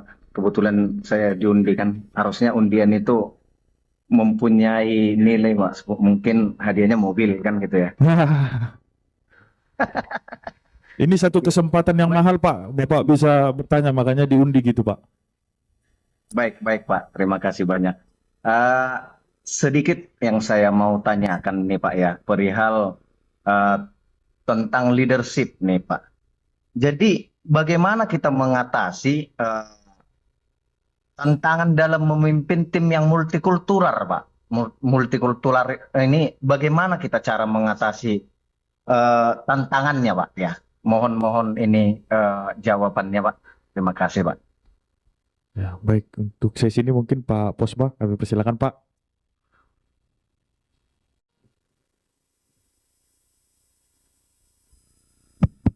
Ya, oke, terima kasih Pak Jona ya, Pak Jona. Jona Simangunsong ya.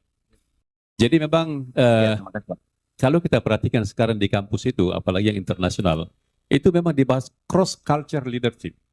Jadi memang sudah ada itu. Jadi apa? Kultur dari berbagai negara di satu perusahaan, ada orang Jepang, ada orang Korea, apalagi Jepang sama Korea ini kan ini walaupun berhadapan-hadapan tapi sebenarnya belakang-belakangan ini. Nah, bahkan ada orang dari Afrika, ada orang Amerika. Nah, makanya itu memang ada studi itu, ada mata pelajaran untuk itu.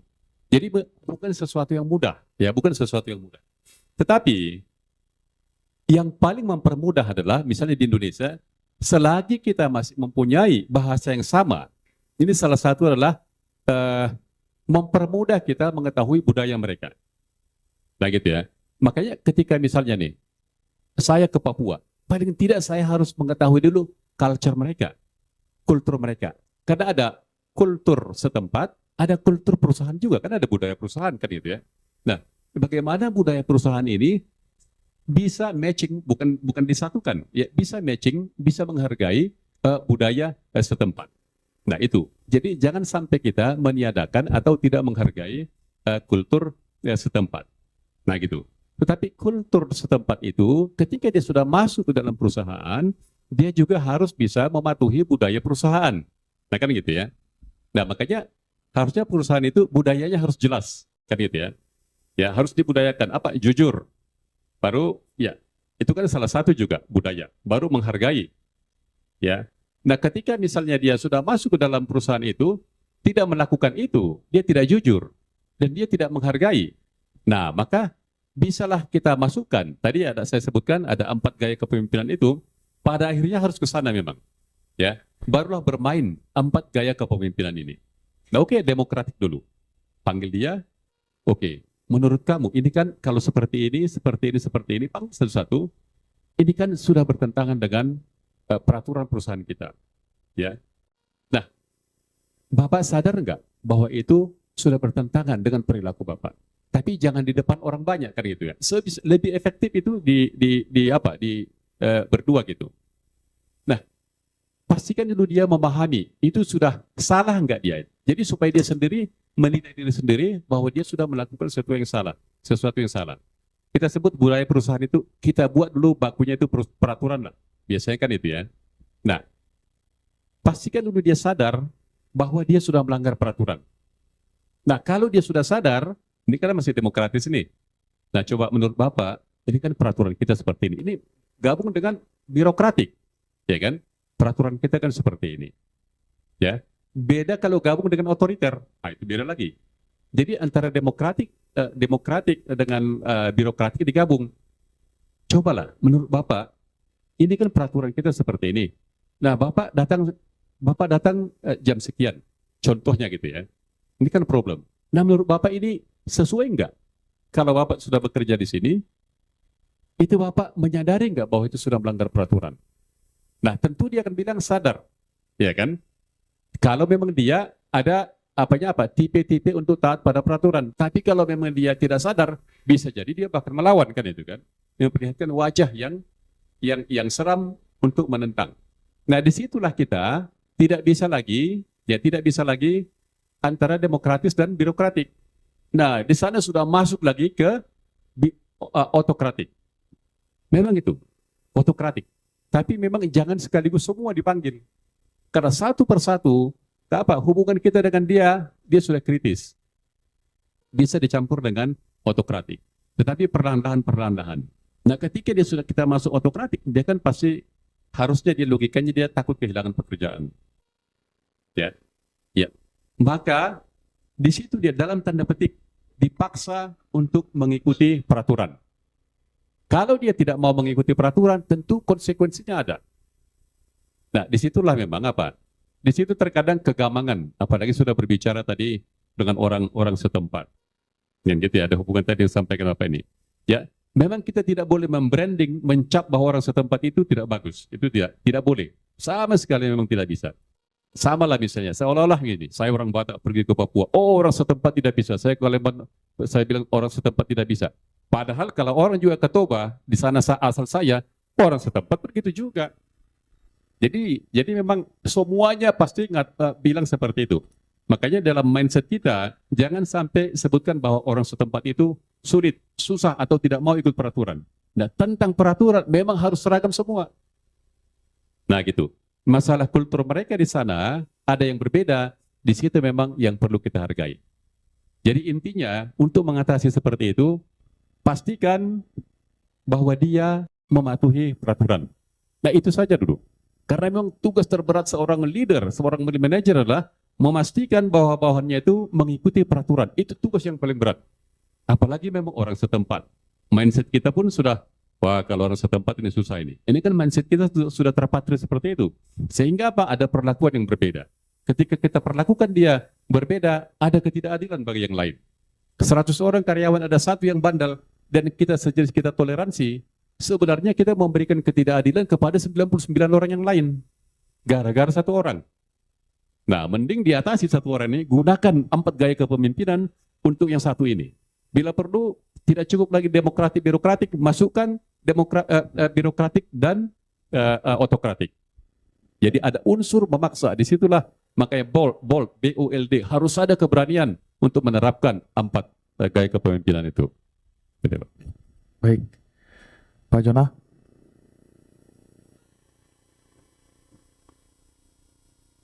Ya, Pak Albert, terima kasih untuk jawabannya, Pak. Terima kasih Pak Posma untuk jawabannya, Pak. Baik, Ya, Pak. terima kasih, Pak. Baik, Pak. Ini mungkin jatahnya saya lagi ya, Pak, bertanya, Pak. Tadi sudah untuk teman-teman yang ada di Zoom terkait adanya perubahan atau inovasi, Pak. Nah, kita kan tadi topik kita ini kan produktivitas. Tentunya dengan semakin majunya zaman, perusahaan juga akan memikirkan efisiensi dan pastinya ada inovasi-inovasi yang berkembang, Pak. Inovasi baru. Jadi ini saya tanyakan kepada kedua narasumber, sekalian juga nanti Pak closing bagaimana hubungan tadi kepemimpinan dengan produktivitas, gitu ya Pak. Jadi ini saya tanyakan Pak, inovasi ini kan sangat penting Pak, dan kita juga dituntut bagaimana ya supaya pabrik kita tadi itu efisien lah, atau target-target kita itu tercapai dengan seefisien mungkin gitu Pak. Jadi ini kan perubahan-perubahan ini tentunya leadership juga harus mampu menyikapinya Pak. Bagaimana ini strateginya supaya ke tim juga mereka bisa terima, seperti itu Pak. Itu yang mau saya tanyakan yang pertama. Dan yang kedua tadi Pak, apa kesimpulan dari kedua narasumber bagaimana Pak tadi hubungan leadership dengan produktivitas tadi? Langsung dikasih kesimpulan saja gitu Pak. Jadi biar teman-teman yang di Zoom juga bisa langsung ringkas, oh ternyata ini hubungannya. Jadi leadership itu kan Pak bukan hanya dimiliki dari, tadi disampaikan Pak Ganda ya, dari karyawan juga sudah harus punya leadership, staff. Jadi biar pemahamannya dari karyawan sampai manajer itu sama. Kira-kira seperti itu Pak yang mau saya tanyakan. Jadi mungkin ini bisa dijawab Pak Ganda dahulu, baru selanjutnya Pak Posma. Kira-kira gitu. Oke, terima kasih pertanyaannya. Inovasi ya, mungkin improvement ya, atau kata lainnya improvement. Improvement ini kan mungkin ada dari head office yang sudah diputuskan, atau mungkin ada ajuan dari site. Ya, kita kulik satu persatu dari head office dulu ya. Mungkin di head office itu kan ada beberapa data mungkin yang sudah dipegang, dimitingkan, dipelajari dampak positif negatifnya sehingga dibuat satu improvement. Artinya kapasitas dari head office yang memikirkan dan memutuskan. Ya, jadi pada saat improvement tadi didelegasikan ke site, tugas site adalah yang terpenting adalah yang pertama adalah kan memahami, ya, memahami apa sih maksud dari improvement tersebut, ya, itu yang pertama. Yang kedua memahami maksud dan tujuan ya, maksud dan tujuan. Jadi semua improvement itu kan sudah pasti tujuan ya. Tujuan mungkin itu efisiensi biaya atau mungkin peningkatan kapasitas, peningkatan produksi atau mungkin penekanan biaya dan lain-lain. Maksud dan tujuan itu wajib untuk dipahami oleh seorang leader karena sebuah konsep improvement itu akan dilaksanakan sampai dengan level operator. Kan gitu. Itu kita clear dulu di situ ya. Jadi pada saat improvement tadi diserap oleh level manager sampai ke bawah, sampai ke operator, manajer wajib untuk bisa memahami 100% dan wajib bisa melaksanakan 100% apa yang sudah didelegasikan, apa yang sudah diperintahkan oleh kantor pusat. Ya, dan wajib untuk memahami maksud dan tujuan yang sudah diinstruksikan oleh kantor pusat. Tujuan pada saat apa sih hubungan antara leadership dengan improvement tersebut?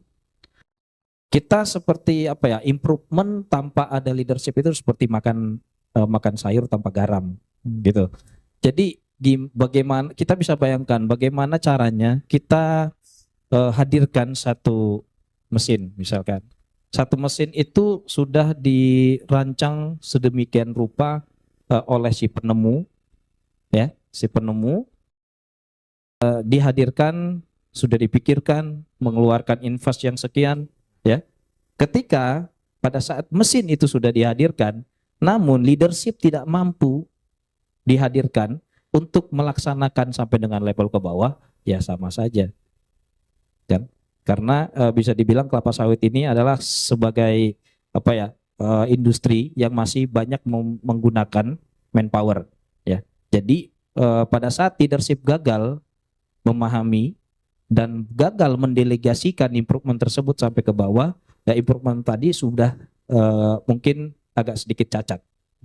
Karena ekspektasi si pemikir, mungkin itu head office ya, ekspektasi si pemikir tadi mungkin sekian misalkan.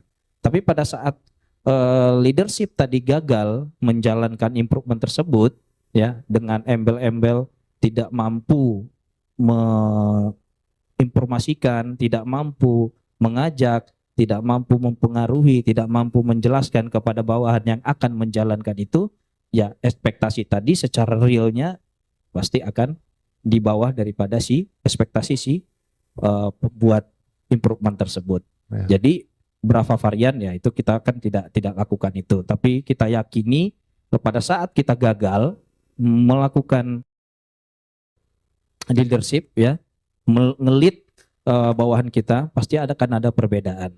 Tapi sebaliknya misalkan pada saat kita yakin kita mampu ya menangkap, mendelegasikan, kita akan punya kemungkinan mengembangkan. Karena kita mampu mendelegasikan, kita mampu menjalankan, dan kemungkinan kita akan mampu mengembangkan dengan cara apa? Setelah kita mampu menjalankan itu semua dengan proses-proses tadi yang sudah kita bahas, kita akan bisa melihat sisi mungkin pada saat si pencipta tadi mungkin ada beberapa poin yang terlewat. Nah, karena leadership tadi mampu menyerap, menjalankan, mendelegasikan, mungkin nanti akan ada satu time yang dimana dia akan menemukan suatu inovasi di dalam inovasi. Atau bahkan si penciptanya ekspektasi dia misalkan 80% ini. Mungkin karena dia berhasil, si delegasi tadi, leadership tadi berjalan dengan baik. Nah, tim tadi yang menerima delegasi tadi mungkin akan mampu menciptakan inovasi di dalam inovasi. Dia akan bisa mengabarkan kepada si pembuat inovasi tadi, Pak, kalau kita buat seperti ini Pak, ini akan naik seperti ini. Sepertinya ini akan seperti ini Pak. Karena setelah kita coba dengan anggota kita, ya, setelah kita berdiskusi dengan anggota kita, anggota ini kan maksudnya kan ada helper, ada operator, ya. Mereka juga punya ilmu dong, ya. Karena middle manager juga nggak pernah kan langsung tiba-tiba jadi manajer kan. Mungkin ada yang dari bawah atau mungkin dari training assistant, ya. Jadi pada saat kita melakukan improvement itu Pak, kita melakukan diskusi dengan tim kita membuat satu pemikiran satu 2, 3 kita mengkombin pemikiran kita masing-masing. Dan setelah kita coba Pak, kita menemukan suatu hal mungkin yang akan bisa lebih lagi Pak. Nah, tapi kalau misalkan si leader tadi tidak mampu menjalankan itu, ya saya rasa akan seadanya atau mungkin malah di bawah ekspektasi si pembuat improvement tersebut. Kalau dia mampu, mungkin dia akan bisa menemukan hal yang mungkin tidak dipikirkan oleh si pembuat improvement awalnya gitu. Ya, saya rasa itu kalau untuk Menghadapi inovasi tadi ya. ya menghadapi inovasi Inovasi tersebut. tadi. Baik Pak, baik Pak. Lanjut Pak Ganda, lanjut untuk topik kita tadi kan tingkatkan leadership untuk mencapai produktivitas. Bisa Bapak simpulkan lah terkait itu. Karena saya yakin kalau lah tadi kita banyak sampaikan dari karyawan, di HO, di manapun, kalau kita sudah memang mempunyai satu konsep leadership, pasti aman Pak. Gitu. Ini karena ada yang tidak menjalankan konsep yang kita sampaikan tadi kan, gitu. Jadi bisa Bapak sampaikan satu, karena kita juga sudah di penghujung acara, ya sekalian Bapak simpulkan, tingkatkan leadership untuk mencapai produktivitas ini. Ya, sesuai dengan apa ya judul hari ini, tingkatkan leadership untuk mencapai produktivitas. Pada saat kita mampu, pada saat kita bisa mempengaruhi, mengajak dan memberi semangat kepada tim, ya, sesuatu yang sangat sulit, kita yakin pada saat kita mampu membawa tim kita, itu semua ide-ide cemerlang akan keluar, ya. Secara psikologi dia akan semangat, dia akan merasa dihargai pada saat kita libatkan, pada saat kita ajak tim kita untuk melakukan suatu hal, ya, karena dia merasa dilibatkan, dia merasa dihargai, dan kita mampu menjalankan poin-poin sebagai leadership, ya, itu akan mampu mencapai produktivitas. Karena dengan sendirinya produktivitas akan tercapai ya Pak? sendirinya akan tercapai karena apa? Seorang leader seperti asisten dia hanya satu orang, sedangkan di dalam station pabrik kalau kita jumlahkan lebih dari satu. Badan kita mungkin di loading ramp, tapi yang kita kontrol bukan hanya di loading ramp. Jadi anggota kita yang di luar tempat kita berdiri bisa kerja maksimal karena kita sudah mampu memimpin mereka, merangsang mereka, mengajak mereka, dan pastinya memastikan mereka bekerja dengan baik. Saya rasa itu. Ya, baik. Terima kasih. Ini mungkin kepada Pak Paswa Pak, dengan pertanyaan saya yang sama Pak, gitu Pak. Tadi bagaimana kita menyikapi inovasi tadi Pak, kemudian closing statement Bapak lah untuk leadership ini Pak, hubungannya ke produktivitas seperti itu Pak. Oke, ya baik. Jadi inovasi ya. Inovasi itu biasanya bisa terhadap produk, bisa terhadap proses, Ya, Pak. bisa terhadap layanan. Nah, kalau dia perusahaan jasa, inovasinya justru di layanan itu diperkuat ya. Nah, kalau pabrik itu kan manufacturing ya. Artinya apa? Kebanyakan sih di prosesnya yang inovasi. Nah, jadi kenapa perlu inovasi? Jika segala sesuatunya sudah berjalan, sudah lama seperti itu, berarti apa? Perlu kita buat sesuatu yang baru supaya apa?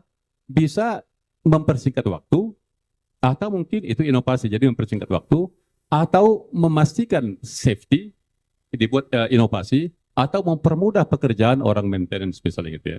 Ya, Atau bahkan gini, kapasitas kita kan ini pabrik 60 ton, kita pun sudah tercapai 60 ton. Ternyata kok seringkali antri. Sisa buah juga di loading rem masih banyak. Oh, ternyata ada orang berinovasi. Bagaimana caranya supaya bisa tanpa menambah mesin bisa menjadi 63 ton per jam. Ya kan gitu. Jadi ada sesuatu yang baru.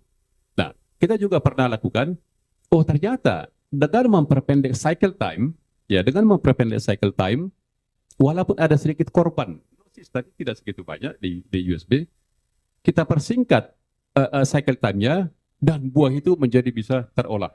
Ya, Pak. Nah, jadi ini kan satu inovasi juga, ya. Karena apa? Bisa mengatasi masalah yang harusnya terjadi, tapi menjadi tidak terjadi. Nah itu. Ada juga orang untuk separator atau purifier. Itu kan ada alatnya spare part-nya. Kalau dibeli dari luar itu sangat mahal. Tetapi dia ciptakan satu alat hanya dari ban John Deere, ternyata bisa gitu. Bahkan lifetime-nya pun bisa lebih lama. Nah, itu juga inovasi-inovasi. Sesuatu yang tidak ada menjadi ada, atau sesuatu yang ada itu menjadi lebih baik. Nah, itu tentang inovasi. Makanya semuanya memang perlu berinovasi. Mulai dari karyawan terendah sampai ke manajer, usahakan coba mana ini yang perlu kita lakukan lebih baik. Mesinnya kah ditambah atau diperbaiki, atau pengetahuan kita yang diperbaiki supaya kita lebih bisa berinovasi. Nah, oke. Nah, terus ini hubungan leadership. Tadi judulnya apa? Tingkatkan leadership untuk mencapai produktivitas. Ya Pak. Nah, jadi memang apa? Produktivitas itu kan, jadi ketika sudah ditetapkan target, kemudian kita mencapai itu. Ketika kita sudah mencapai itu, sudah disebutlah produktif. Kalau lebih lagi berarti produktivitas lebih tinggi. Nah, artinya apa? Memang harus kita bisa memimpin ya. Seorang yang tidak mempunyai leadership, ya, karena gini, dia seorang manajer, bisa saja dia hanya mampu untuk memanage, belum tentu untuk melead. Nah, Ya, gitu ya. Makanya ini harus apa nih? Manajer belum tentu dia mempunyai kualitas kepemimpinan. Mungkin ada secara alami ya. Nah, makanya kalau dia hanya mempunyai kemampuan manajemen, tidak mempunyai kemampuan leadership, dia akan berjibaku ini. Benar-benar kesulitan. Karena dia samakan, dia manage pekerjaan, dia manage manusia. Sebenarnya manusia tidak bisa di-manage, tapi harus di-lead, dipimpin. Nah, makanya memang ini, ketika dia menggunakan manajemen, maka apa? Produktivitas akan sulit tercapai. Tetapi ketika dia gabungkan leadership dengan manajemen, maka produktivitas akan lebih mudah tercapai. Karena ada rasa dihargai oleh tim kita ketika sesuatu terjadi, dia ada peningkatan, ada merasa dihargai. Karena kita puji, ini sudah lama saya di sini, baru kali ini saya lihat seperti ini bagus. Oke, ya, dilanjutkan. Nah, gitu. Artinya apa? Mereka merasa dihargai.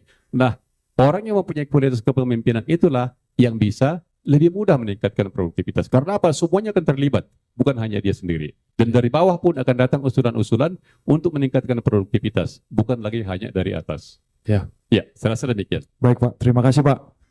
Oke, kita sudah banyak mendengar ya bagaimana leadership, ya konsep-konsep yang disampaikan dari dua narasumber kita.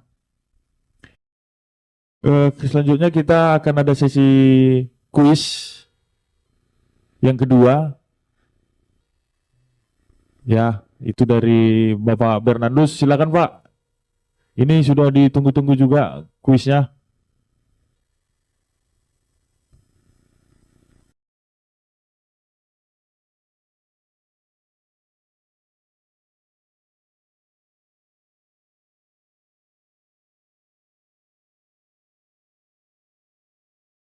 Oke, terima kasih Pak Albert buat waktunya. Oke, ini kuis sesi kedua. Seperti juga konsepnya tadi, seperti yang tadi, artinya setelah kuis diberikan pertanyaan, selanjutnya jawabannya langsung chat di grup yang tersedia. Oke, kita memberikan kuis ini on point aja, artinya jawabannya hanya satu gitu, supaya artinya ketika menjawab di situ langsung ada jawaban yang pasti gitu. Jadi kita bisa save untuk pemenangnya nanti. Oke, pertanyaan pertama. Tentunya kan kita ngikuti podcast. Di sana ada tersedia di situ MPPOM atau MPPOM. Untuk teman-teman semua, apakah kepanjangan dari MPPOM itu? Terima kasih. Oke, langsung dijawab. Untuk chat di Zoom akan kita save. Untuk pertanyaan kedua, ini di Indonesia ini kan artinya untuk produktivitas sawit nomor 1 di dunia kalau nggak salah Pak ya. Oke, untuk spesifiknya di Indonesia ini, di provinsi mana penghasil minyak sawit terbesar di Indonesia? Terima kasih. Oke, jawabannya langsung kita save. Oke, seperti biasa tadi, untuk pemenangnya nanti akan kita umumkan di akhir acara. Terima kasih. Ya, untuk tim penilai, karena ini sudah mau akhir acara ya, hasilnya langsung segera lah Pak ya, biar langsung kita bacakan. Baik, kami mengucapkan terima kasih banyak kepada narasumber kami, Pak Posma dengan Pak Ganda, ya sudah memberikan waktu dan wawasannya mengenai leadership, dan juga kami berterima kasih kepada sponsor-sponsor kami yang sudah mendukung hingga terlaksananya acara kami ini hingga akhir. Begitu juga kami mengucapkan terima kasih buat rekan-rekan yang ada di Zoom yang sudah ikut berpartisipasi. Harapan kami dengan diadakannya podcast ini menambah wawasan kita, pengetahuan kita, nilai diri kita mengenai leadership. Tentunya ini bukan hanya podcast yang untuk hari ini saja. Kita akan ke depan membuat podcast lagi. Jadi harapan kami juga jika ada teman-teman yang punya ide atau keinginan podcast apa yang kita akan adakan ke depan, itu bisa diinfokan Pak. Karena kita sudah ada buat juga grupnya ya, sehingga bisa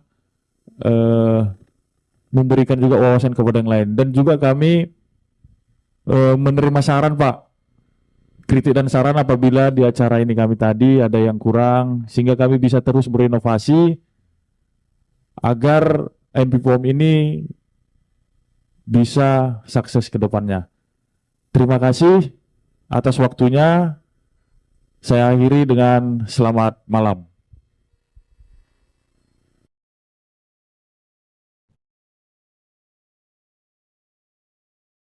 Di sini saya akan menginformasikan dan memberitahukan pemenang dari kuis di sesi pertama. Oke, kalau untuk di sesi pertama itu, untuk jawabannya masih belum ada yang spesifik, atau untuk tahunnya itu masih belum pas ya. Karena dari jawaban semua kita sip tadi, untuk jawabannya itu pada tahun 1763 ditemukan pertama kali oleh Nicholas Jacquin. Makanya ada istilah sawit itu, nama latinnya itu Elaeus guineacis Jack gitu. Diambil dari nama si penemu juga gitu. Oke, untuk yang kedua, untuk jawabannya pemenangnya itu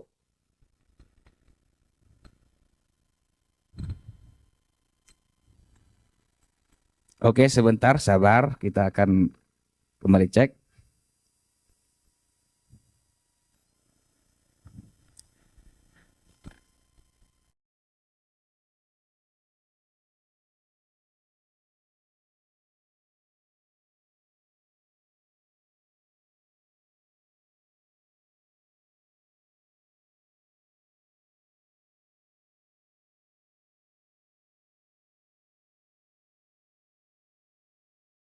Oke, untuk pemenang kedua, tadi kita bilang siapa paling cepat yang pemenangnya ya, karena jawabannya ada beberapa juga yang benar memang itu.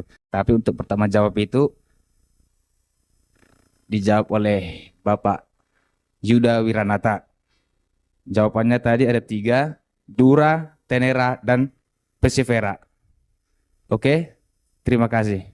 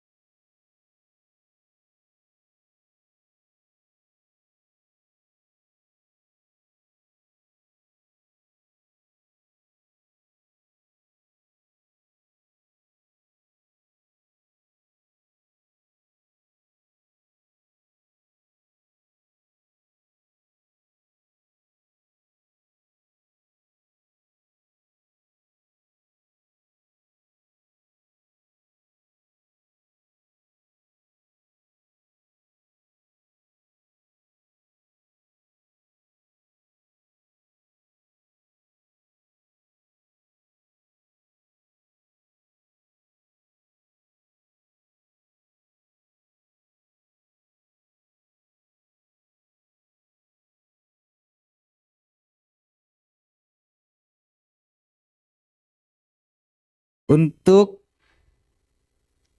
yang pertama tadi di sesi kedua itu kepanjangan dari MPPOM. Sebenarnya kalau untuk jawabannya sih sudah benar ya, cuman hanya spesifik di huruf-hurufnya aja mungkin ada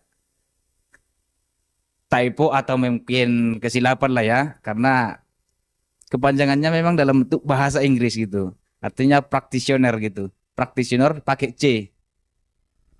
Kalau jawabannya tadi di situ masih pakai K. Cuman rata-rata menjawab memang seperti itu, jadi kita anggap jawaban yang benar itu jawaban teratas. Jadi dimenangkan oleh Bapak Erwin. Erwin Saputra. Nanti untuk hadiahnya kita chat aja lah Pak ya di grup yang sudah ada. Untuk yang keempat, pertanyaan tadi, penghasil minyak sawit terbesar di Indonesia, artinya provinsinya, dan jawabannya tadi Riau. Jawaban itu yang pertama menjawab itu yang tercepat itu John Hickson. Ya, benar ya. Kalau kita lihat memang di Riau untuk penghasil minyak terbesar di Indonesia. Dan untuk detail-detailnya mungkin bapak-bapak semua sudah tahu dan mungkin bisa mencari tahu juga gitu. Untuk yang terakhir saya ucapkan terima kasih buat waktunya semua. Semoga kedepannya kita makin banyak acara-acara seperti ini kita ikuti dan kita ucapkan terima kasih.